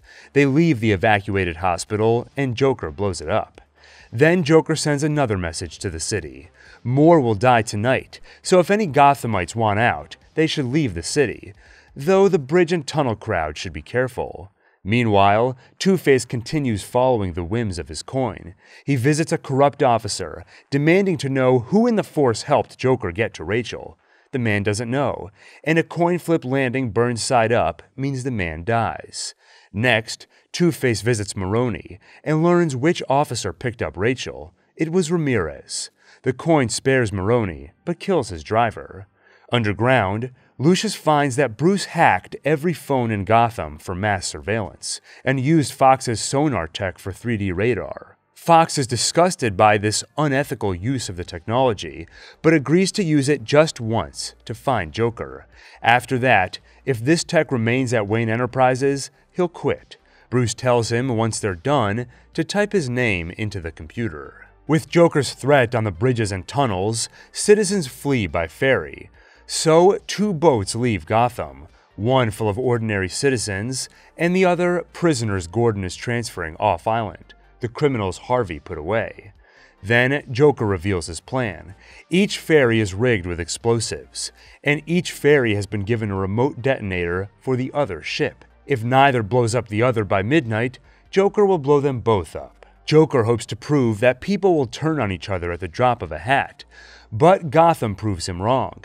Neither ship blows up the other, and at midnight, using the surveillance tech, Batman gets to Joker and stops him from setting off the explosives. Joker refuses to be proven wrong, and tells Batman about his ace in the hole. He's corrupted Gotham's White Knight, and once people see what Harvey's become, Gotham's spirit will truly break. Meanwhile, Two-Face gets to Ramirez, who apologizes for her role in Rachel's death. She didn't know what they'd do to her. The coin spares her life, but at gunpoint, Two-Face forces her to trick Gordon's family into meeting him at the place where Rachel died. By the time Jim hears about it and gets there, Two-Face has taken his wife and 2 kids hostage. He's going to teach Gordon a lesson for letting corruption rot in his police force. He lost Rachel, so now Gordon has to lose the person he loves most. Batman arrives to find Harvey with a gun to Gordon's son's head, and the madman explains himself. The world is cruel, and the only morality in a cruel world is chance.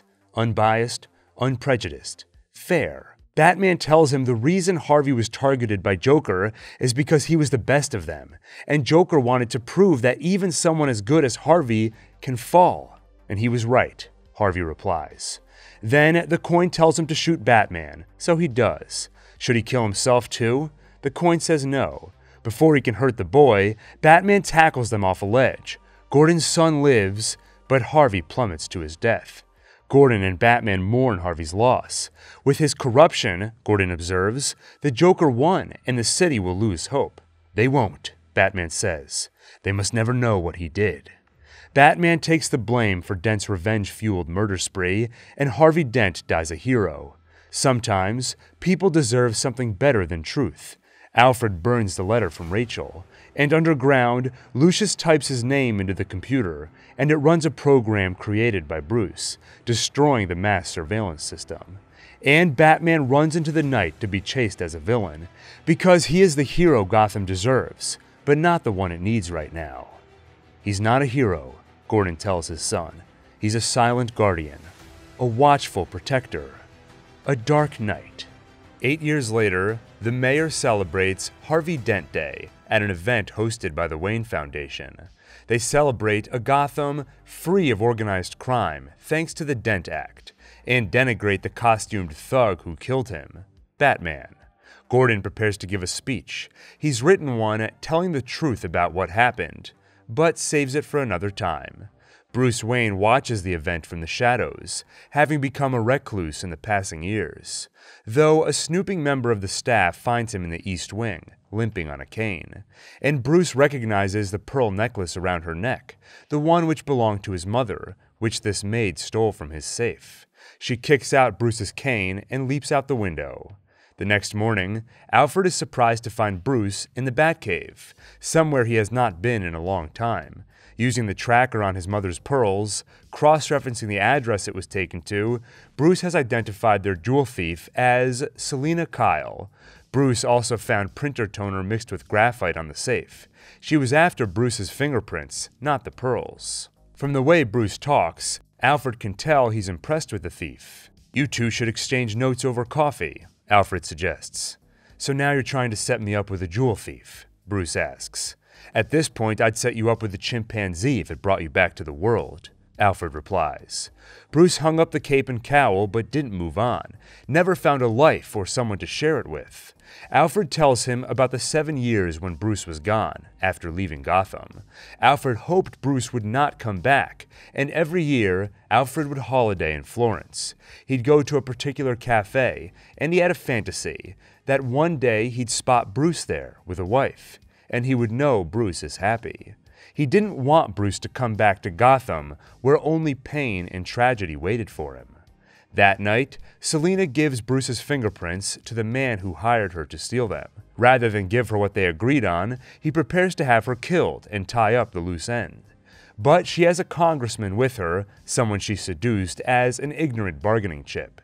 The police come looking for him, and Selina uses the ensuing chaos to escape. Some of the men escape into the sewers, so Gordon and his officers head down after them.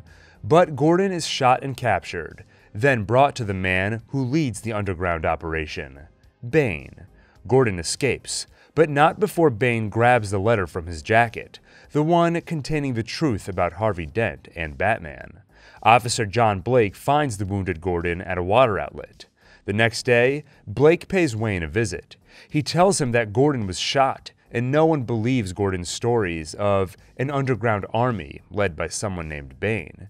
He also tells Bruce about losing his parents, his mom to a car accident, and his dad to murder over gambling debt. John Blake grew up in the orphanage that used to be funded by the Wayne Foundation, and one day, when Wayne himself visited, Blake recognized the anger in Bruce that he knew so well himself, and he knew who Bruce really was, Batman.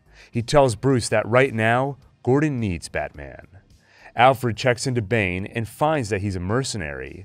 He and his men were behind a coup in West Africa that secured mining operations for John Daggett, a Wayne Enterprises rival, the man who hired Selina to steal Bruce's fingerprints. Bruce also asks Alfred why the Wayne Foundation no longer funds the orphanage, and Alfred explains that the orphanage is funded by profits from Wayne Enterprises, and lately, there are no profits.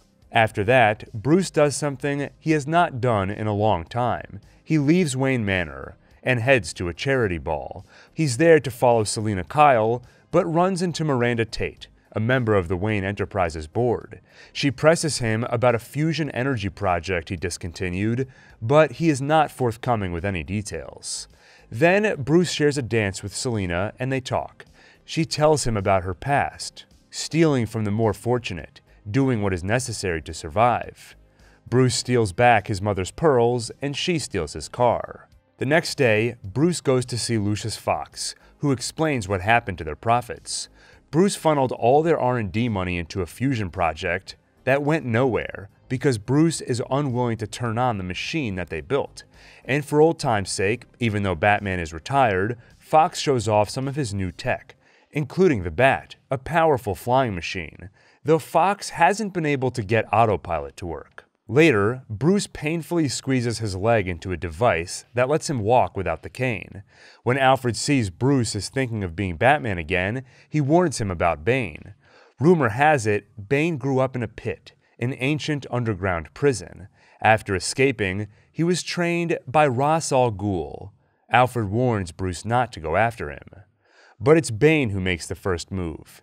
With some muscle, tech, and Bruce Wayne's fingerprints, he executes a series of trades on the stock exchange in Wayne's name. As he and his men make their getaway, Batman finally returns. New Commissioner Deputy Peter Foley is more interested in catching Harvey Dent's killer than Bane, and sends an army of squad cars after the Dark Knight. With the police distracted, chasing Batman, Bane escapes. And with help from the Bat, so does Batman. Meanwhile, Selina pays Daggett a visit, seeking what they owe her for Wayne's fingerprints, a program that will erase her from every database on Earth, giving her a fresh start. After some intimidation, Daggett admits the program was a lie. It doesn't exist. When she's swarmed by bodyguards, Batman arrives to help her escape. Bruce inspects a tablet he lifted from one of Bane's men and sees all the stock trades. He asks Alfred to bring it to Fox for further inspection. Alfred will do it, but after that, no more. He fears Bruce is in over his head against Bane. He's going to get himself killed as Batman, and Alfred won't be a part of it. But Bruce can't move on. The only life he was meant to have outside Batman died with Rachel. She couldn't move on from Bruce. Why should he move on from her? So Alfred reveals that she did move on. He tells Bruce about the letter she wrote, choosing Harvey Dent over him, a letter which Alfred burned. Alfred knows he's just earned Bruce's hatred, but hopes it will save his life. "Goodbye, Alfred," Bruce says, and leaves. The next morning, Fox shows Bruce what the stock trades were all about. They were bad trades meant to bankrupt Bruce, and it worked. The company is about to fall into Daggett's hands, which means the fusion reactor will be his. So Bruce finally meets with Miranda Tate and shows it to her. The machine works, and would produce clean energy for an entire city. But a few years ago, scientist Dr. Pavel published a paper on weaponizing fusion reactions. So Bruce shut the project down, fearing it could be used as a weapon. He begs her to wrestle control of Wayne Enterprises from Daggett and ensure the fusion reactor is never turned on. She listens and stops Daggett taking over the company. So he demands answers from Bane. Bane's plan was supposed to leave him in charge. But Bane has other plans. He kills Daggett with his bare hands. At Selina Kyle's home, she receives a visit from Wayne. He tells her that his friend Batman has what she's looking for, the program which will give her a fresh start. He'll get it for her if she brings Batman to Bane. At the hospital, Blake visits Gordon to tell him Daggett was found dead, and his name was found all over strange permits for some kind of work in the tunnels under Gotham. And Gordon promotes Blake to detective for his good work. On a rainy night, Miranda visits a lonely Bruce at the home he's been allowed to keep. They spend a night together, unclothed by the fire. Later, in the tunnels, Selina takes Batman to Bane. They fight, but in a hand-to-hand brawl, Batman is no match for Bane. Bruce ends up on the ground watching uselessly as Bane shows him where they are. He blows up the roof, revealing they're beneath Wayne's armory and have access to all of Fox's tech. Then Bane breaks Batman's spine. Bruce wakes up in the pit, the prison where Bane was forged. There, Bane promises a punishment more severe than death, and teaches Bruce about despair. It's a feeling at its worst when coupled with hope that's just out of reach. Like this prison, with a tunnel to the surface too high to reach. Many have died trying. Bane will do the same to Gotham, give them hope for survival, so they tear each other apart in despair. Then they will all die, fulfilling Ra's al Ghul's vision, and Bruce gets to watch it all on a TV from his cell. And then, when it is done, and Gotham is ashes, Bane says, then you have my permission to die. Back in Gotham, Bane kidnaps members of the Wayne Enterprises board, including Fox. Gordon decides enough is enough. They send every available cop into the sewers to find them, while Blake stays above ground to chase up leads on what Daggett was working on. At the pit, Bruce learns of the one person who ever successfully climbed out of it. A child born in this hell, the other prisoner tells him. Bane, Batman observes. And in Gotham, Bane forces the board at gunpoint to turn on the fusion reactor. Then he forces a kidnapped Dr. Pavel to weaponize it. They remove the core from the reactor. Outside the reactor, the core will decay, and in 5 months' time, it will erupt in a nuclear explosion. Above ground, Blake demands answers from 2 workers. When they attack him, he uses his gun and inadvertently kills both. He tosses the gun away in disgust, then realizes what they're working on. Explosives. He tries to get out a warning, but it's too late. The explosives go off, trapping Gotham's entire police force in the sewers. Other explosions around the city kill the mayor and destroy all but one of the bridges connecting Gotham to the outside world. At the football stadium, Bane addresses the public, showing off his nuclear weapon and executing Dr. Pavel, the one man capable of disarming it. He announces that if anyone from the outside world tries to interfere, or anyone tries to flee Gotham, the bomb will be triggered. He commences martial law and sends the citizens home. The next day, Bane publicly reads Gordon's speech, revealing the truth about Harvey Dent. Then he blows a hole in Blackgate Prison to free those oppressed under the False Dent Act. And at Bane's call to rise up, the oppressed tear down Gotham's wealthy and powerful. The city falls into chaos. At the pit, Bruce learns more about Bane. He was attacked by the other prisoners, and a doctor's fumbling attempts to repair the damage left him in perpetual agony. The mask holds the pain at bay. And how was Bane born in the prison? A mercenary worked for a local warlord. He fell in love with the warlord's daughter, and they married in secret. When the warlord found out, he condemned the mercenary to the pit. But the daughter convinced the warlord to let the mercenary go free. The price? She took his place in the pit. She was pregnant with the mercenary's child at the time and gave birth in the prison. She was killed by the other prisoners, but one prisoner protected the child. After hearing this story, Bruce begins a painful healing process for his back. As he hangs from a rope, waiting to stand again, he's haunted by a vision of Ra's al Ghul and realizes he was the mercenary. He was the father of the child. Ra's tells Bruce it is time for Gotham to die. Bruce wakes up screaming and finally stands. Then he trains, and one day he climbs. He gets to the jump but misses, and the rope catches him. In Gotham, Blake and Gordon work in secret, communicating with the 3,000 cops trapped underground, and track Bane's trucks, one of which contains the bomb. Blake and Gordon have also learned the truth from Fox, that the bomb is a time bomb, with 23 days left on the clock. Those who are caught by Bane's tyrannical force are publicly hanged. In the pit, Bruce fails again and dreams of his father, asking him why we fall. Then, Bruce learns why he can't make the jump. The rope removes the most powerful impulse of all, the fear of death. So, the next time he climbs, it is without the rope, and he finally makes the jump. In Gotham, Bruce finds Selina Kyle and offers the Clean Slate program in exchange for her help finding Lucius Fox. They get to Fox, and he lets them know the reaction only has 12 hours left before it detonates.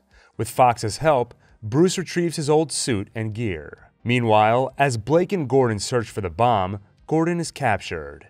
At a kangaroo court led by Crane, he is sentenced to death, but Batman rescues him, then lights his symbol of hope for Gotham. He gives Gordon a device. If he gets it near the bomb, it'll block the trigger signal, so Bane can't set it off early.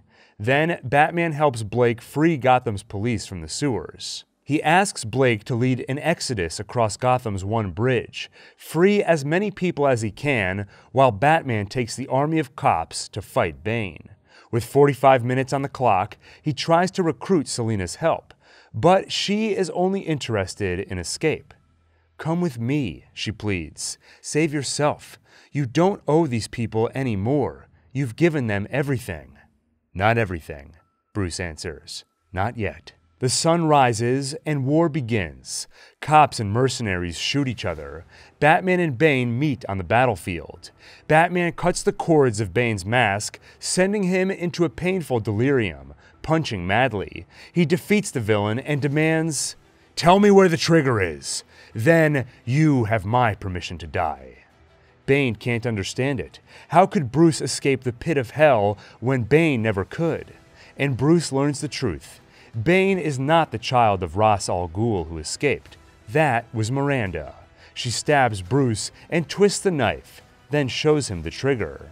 Her real name is Talia al Ghul, and Bane was her protector in the prison. After escaping, she found her father, and the League of Shadows took them in. But in Bane, Ra's only saw a monster who reminded him of the pit where his wife died. So he excommunicated Bane. Talia could never forgive her father, until Batman murdered him.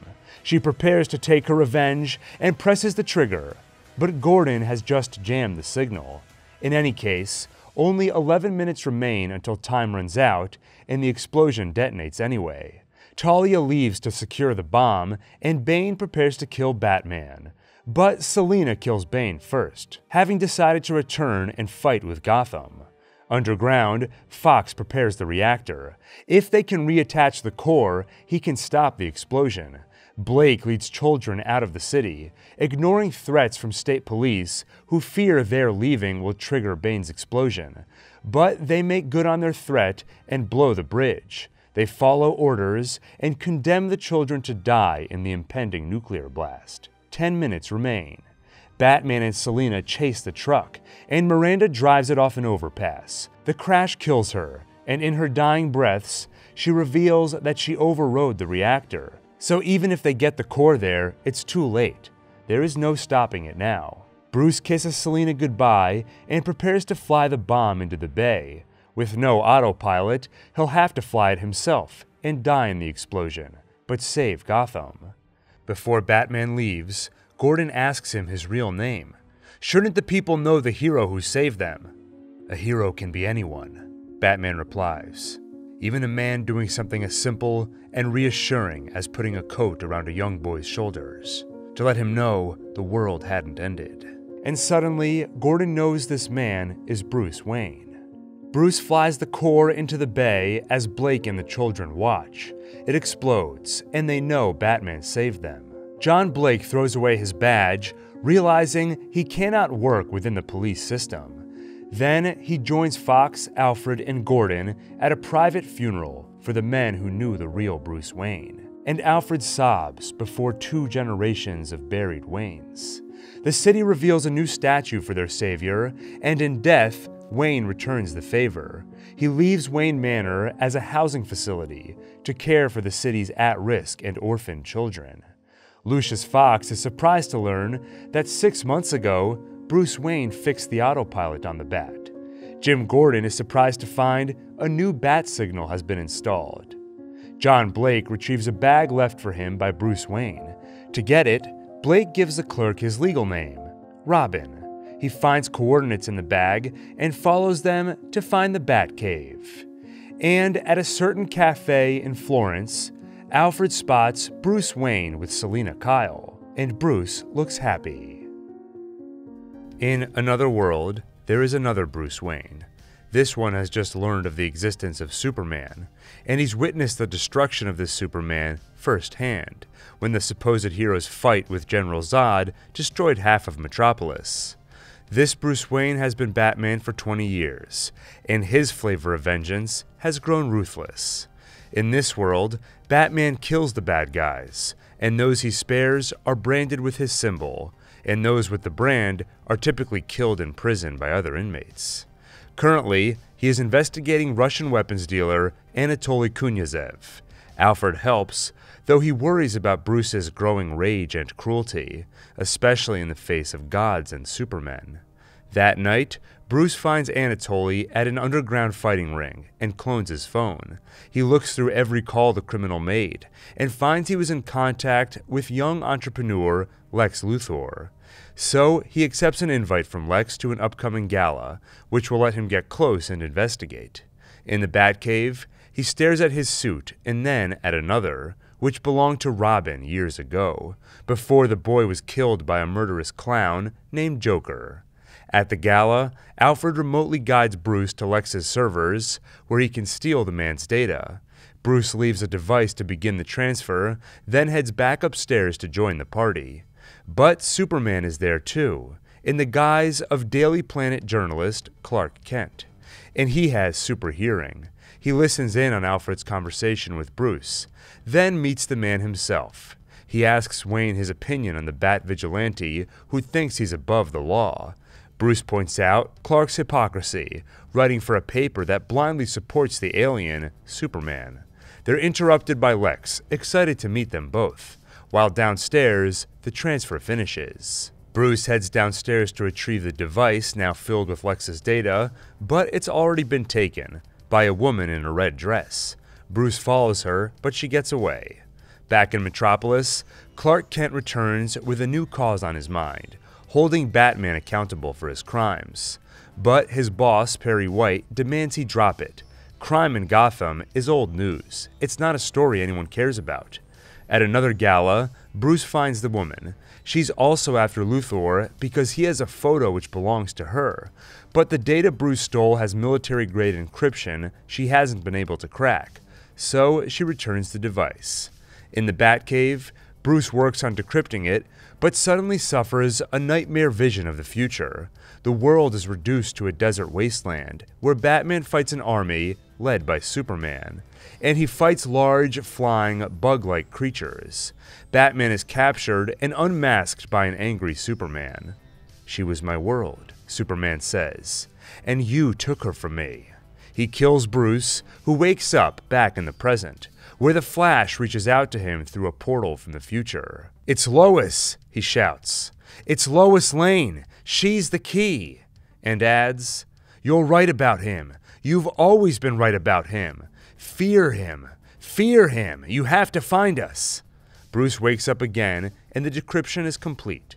He finds what he's looking for, the White Portuguese, a ship carrying a rock capable of weakening Kryptonian cells. Bruce tells Alfred, "The first sample big enough to mean something turned up in the Indian Ocean 3 months ago. It is now aboard the White Portuguese being delivered to Lex Luthor." Bruce intends to steal it. "To destroy it?" Alfred says. "No," Bruce responds. "You're gonna go to war?" Alfred asks, shocked. "Thousands died thanks to Superman's battle with Zod," Bruce explains. "What's next?" Bruce asks. "Millions? He has the power to wipe out the entire human race, and if we believe there's even a 1% chance that he is our enemy, we have to take it as an absolute certainty, and we have to destroy him." Bruce kills his way to the White Portuguese, but finds Superman waiting for him. The Kryptonian tells Batman to retire. He's through. "Tell me," Batman responds, ignoring his demand. "Do you bleed?" Superman leaves, and Batman adds, "You will." He returns home empty-handed, but left a tracker on the truck carrying the rock. He uses it to pinpoint the rock's location at LexCorp Research Park. Later, Bruce watches the broadcast of a hearing at the U.S. Capitol, where Superman is to be held responsible for his actions, including the battle with Zod and a recent slaughter in Nairobi, which Lois knows was a frame-up orchestrated by Lex Luthor. Superman voluntarily appears at the hearing. The main witness is a former Wayne employee who was badly wounded in Superman's battle with Zod. Bruce asks for everything they have on him and finds returned checks. Instead of accepting benefits payments, the man has been sending them back, scrawling messages on them, blaming Bruce for letting so many Wayne employees die in Metropolis. And the man has a wheelchair provided by Lex, rigged to explode. The blast kills the senator in charge of the committee, and many others. At LexCorp Research Park, Lex finds the kryptonite missing, stolen by Batman. And at the Batcave, Bruce prepares his mind, body, and kryptonite-enhanced weapons for war with Superman. He also checks the metahuman folder of Lex's data, revealing a strange photo of the woman he met, showing her in 1918 as though she hasn't aged a day. On the crashed Kryptonian ship from the battle in Metropolis, Lex experiments on General Zod's body. And that night, Batman dons an exoskeleton, built for a fight with Superman, and he shines his signal on Gotham's night sky. Lex stares at it from a distance and welcomes a guest, a kidnapped Lois Lane. He pushes her off the building to draw out Superman, and it works. The hero catches her. Then Superman and Lex have a chat. Lex reveals that he's spent 2 years stoking the distrust between Superman and Batman, framing Superman for the slaughter in Nairobi, and forging letters to Batman, blaming him for what happened in Metropolis. Tonight, it will finally boil over in a battle between the Son of Krypton and the Bat of Gotham.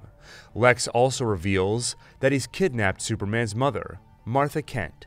Lex demands Superman kill Batman, otherwise he will have Martha killed.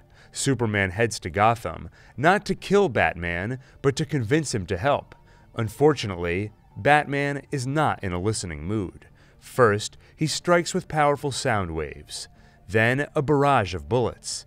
Neither has much effect, but his synthesized kryptonite gas, that does the trick. Suddenly, it's a fair fight, and in a fair fight, Bruce Wayne is unmatched. He beats Superman and tells him, "I bet your parents taught you that you mean something, that you're here for a reason. My parents taught me a different lesson, dying in the gutter for no reason at all. They taught me the world only makes sense if you force it to." Bruce prepares to kill Superman with a kryptonite spear, but hesitates when he hears his pleading. "You're letting him kill Martha." He hears Superman beg for his mother's life, and her name, Martha, forces Bruce to think of his own Martha, his mother, Martha Wayne. "Why did you say that name?" Bruce demands, and Lois Lane arrives just in time to explain. "It's his mother's name," she shouts. Suddenly, Batman sees Superman not as an alien threat, but as a person like him. He throws away his kryptonite spear and finally listens to reason. Lois tells them something strange is happening at the Kryptonian ship, something Lex must be behind. Batman tells Superman to head for the ship where he's needed. Batman will save Martha. Alfred tracks the Russian's phone to a warehouse. In minutes, everyone between Batman and Martha is either dead or badly wounded. And decades after watching Martha Wayne die, Bruce gets to save Martha Kent. At the ship, Superman arrives to see Lex already has a backup plan in motion. He's combined his blood with Zod's and used the Kryptonian Genesis Chamber to create Doomsday, a monster built to kill Superman. They fight, and it's quickly clear that Superman is outmatched. He flies the creature to space, where the military fires a nuke, but it only makes the monster more powerful while temporarily knocking out Superman. Batman realizes the creature is Kryptonian. He'll need kryptonite to kill it, and his last supply was the spear, so he lures the creature toward Gotham where he left the spear, but he's quickly knocked out of the sky. Doomsday prepares to kill him until Batman is saved by the woman from the photo, Wonder Woman. Superman arrives and the three of them fight together, while at the site of their earlier battle, Lois Lane finds the spear. She nearly drowns going after it, but Superman saves her while Batman and Wonder Woman keep Doomsday busy, though even being near the spear weakens Clark. He watches his friends fight the monster and sees that with its ability to regenerate, the battle is hopeless, unless he does what is necessary. Superman tells Lois he loves her. Then he grabs the spear and flies to the monster. He stabs Doomsday, and Doomsday stabs him. Both of the Kryptonians die. At the ship, Lex is found commuting with a monster, with several boxes in front of it. The monster vanishes, and Lex is arrested. After Clark Kent's funeral, Bruce speaks with Wonder Woman. He tells her that he failed Superman in life, but will not fail him in death. He asks for her help in finding the others like her, people with powers or special abilities to fight whatever threat looms. And for the first time in years, Bruce is optimistic. He believes they will come together and do better. At the prison, Batman pays Lex a visit to let him know he's being transferred to Arkham Asylum. As Bruce leaves, Lex warns of a larger threat. He's hungry, he's found us, and he's coming. Bruce's first attempted recruit is Arthur Curry, also known as the Protector of the Oceans. Bruce travels far to find him, but the Aquaman is uninterested in joining Batman's proposed alliance. Next, Alfred helps to investigate another metahuman. This one moves at incredible speed. Based on facial scans, Alfred identifies the man as Mr. Barry Allen from Central City. Before attempting to recruit him, Bruce receives a visit from Diana Prince, Wonder Woman's human alter ego, and she tells him that the threat no longer looms, but is already here. She tells Bruce a story. An army of invaders once came to Earth, led by a being named Darkseid, a name cursed and feared in every universe. The Earth was defended by the old gods, men, Atlanteans before their descent into the sea, Amazons before their betrayal and enslavement, and Guardians from the stars. Historically, these groups never trusted each other, but for the first time, they came together. As Darkseid waged war, he found a secret on Earth, the anti-life equation, which can be used to eradicate free will and rule the multiverse. He called forth mystics, who worshipped and controlled three objects, the Mother Boxes, indestructible living machines. When brought together, they formed the Union, which cleanses a planet with fire, transforming it into a copy of the enemy's world. All who live become servants of Darkseid, in the form of parademons. Earth's defenders fought as one and defeated Darkseid, sending him back to his home planet of Apokolips and stopping the Union from forming. The boxes were left behind on Earth, and the heroes made a pact. Man, the Atlanteans, and the Amazons would each guard one of the boxes. Recently, something woke up the Amazons box and it called out, leading one of Darkseid's conquerors to it. He stole it back and is now hiding on Earth, searching for the other two. Just like in ancient times, Earth's heroes must unite. Bruce and Diana decide that Bruce will work on recruiting Barry Allen, while Diana works on another metahuman, Victor Stone, or Cyborg. In Central City, Bruce meets Barry Allen and throws a batarang, revealing his identity as Batman and testing Barry's abilities, proving he is as fast as they thought. Desperate for friends, Barry agrees to join the team. Diana has less luck, but she thinks Cyborg will come around. When they notice the bat signal, they head off. Batman, Wonder Woman, and the Flash meet with Jim Gordon on the Gotham rooftop. He tells them that several citizens have been kidnapped by strange creatures. Parademons, Wonder Woman points out. They must be here following the scent of a mother box. Cyborg arrives to reveal that his father is among those who have been kidnapped, the head scientist of Star Lab. Looking at all the sightings of the parademons plotted by Gordon, they pinpoint the location of the nest. There, they find Darkseid's conqueror, Steppenwolf. Wonder Woman identifies him. The monster interrogates the kidnapped scientists in search of the Mother Box. When Steppenwolf threatens Victor's father, the heroes attack, fighting Steppenwolf and his parademons. With their combined abilities, they free the hostages, but Steppenwolf escapes, blowing a hole in the tunnel under Gotham Harbor. The heroes are nearly flooded until Aquaman arrives and stops the onslaught of water. In the aftermath of the battle, Aquaman reveals that Steppenwolf now has 2 of the 3 Mother Boxes. He took the one from Atlantis. And Cyborg reveals the final box of men, under his protection. He tells its history. The Nazis found it at the end of World War II, buried under an Italian monastery. But the Allies intercepted it and brought it to the US in '44. It collected dust at the Pentagon until Superman arrived, and they noticed similarities between the box and Superman's ship. Both were alien technology. When an accident nearly killed Victor, his father Silas woke up the box and used its power to save his life, turning him into the part machine monster that he is. The boxes, Victor explains, are change machines that rearrange matter at the will of their masters. And they all have the same thought. The box could bring back their one hope for victory, Superman. Cyborg warns that they don't know much about Kryptonian biology. There's no telling what could happen. And Diana points out that using the box would require activating it, which would give away its location to Steppenwolf. The group is split on what to do, and how do they even know Superman could win the fight? And Bruce points out the Mother Boxes didn't call out to Darkseid until after Superman died, as though they were afraid of Superman because they knew he could win. This is the only way, Bruce says. There are 6, not 5. There is no us without him. So they exhume Superman's corpse, while Alfred tries to talk Bruce out of it. He believes Bruce feels guilty over his role in Superman's death, and that guilt is overriding reason. Alfred, Bruce says, for once I'm operating strictly on faith, not on reason. With help from Silas Stone, they sneak into Star Lab, where Superman's ship is stored.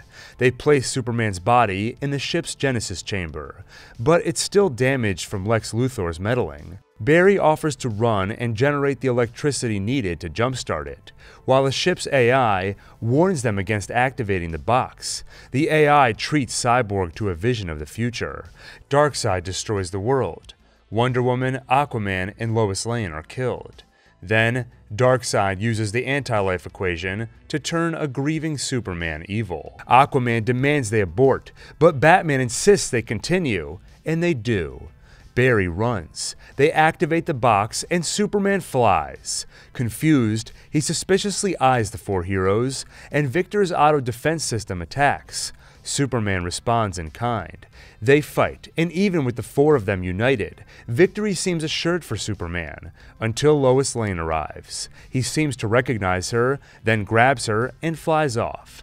Then, having heard the call of the now activated Mother Box, Steppenwolf arrives, but the box isn't there. Silas Stone has brought it back to Star Lab.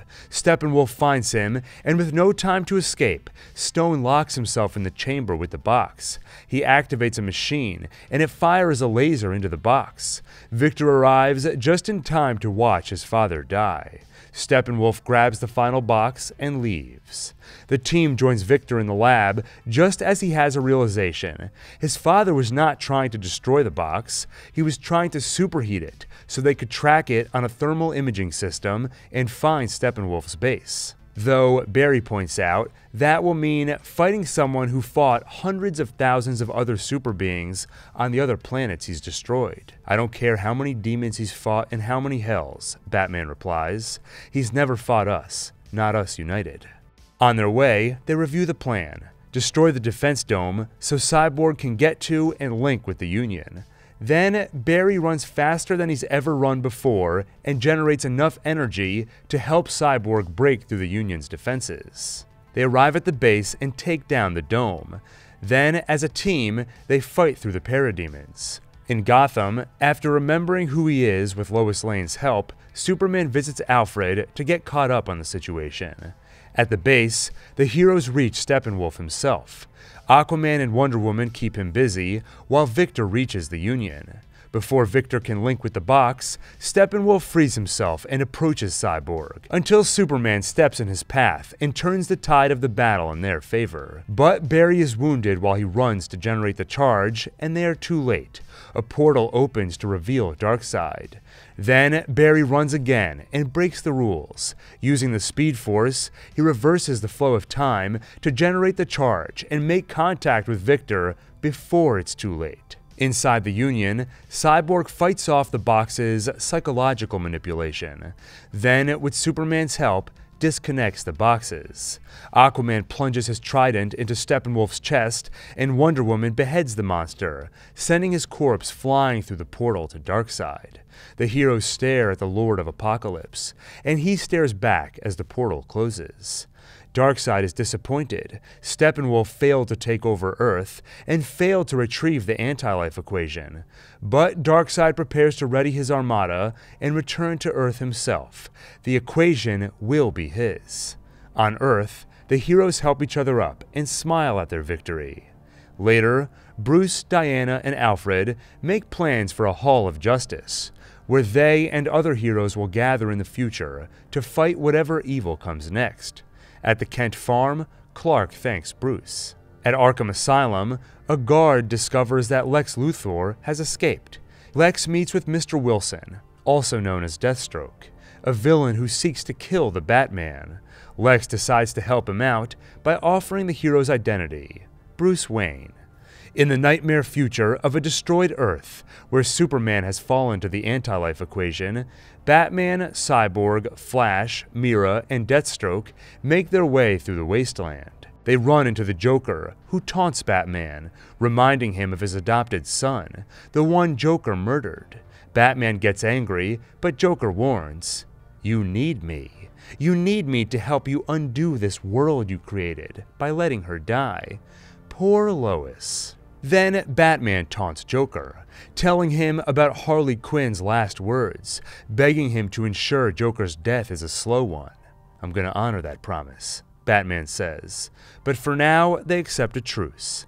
Then Superman finds them and the heroes prepare to fight. Bruce wakes in the present and finds a visitor outside, an alien known as the Martian Manhunter. "I'm sure you know Darkseid is not finished with Earth," the alien says. "The anti-life equation is here somewhere. We have to find it before he does. There's a war coming, and I'm here to help." He goes on, saying he never thought he'd see Earth's defenders united again. But he did, thanks to Bruce.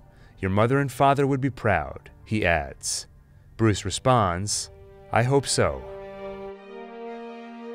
I hope you enjoyed this recap. If you did, make sure to like, subscribe, and hit the bell icon for more. With that, thank you for watching, and see you on the next One Take.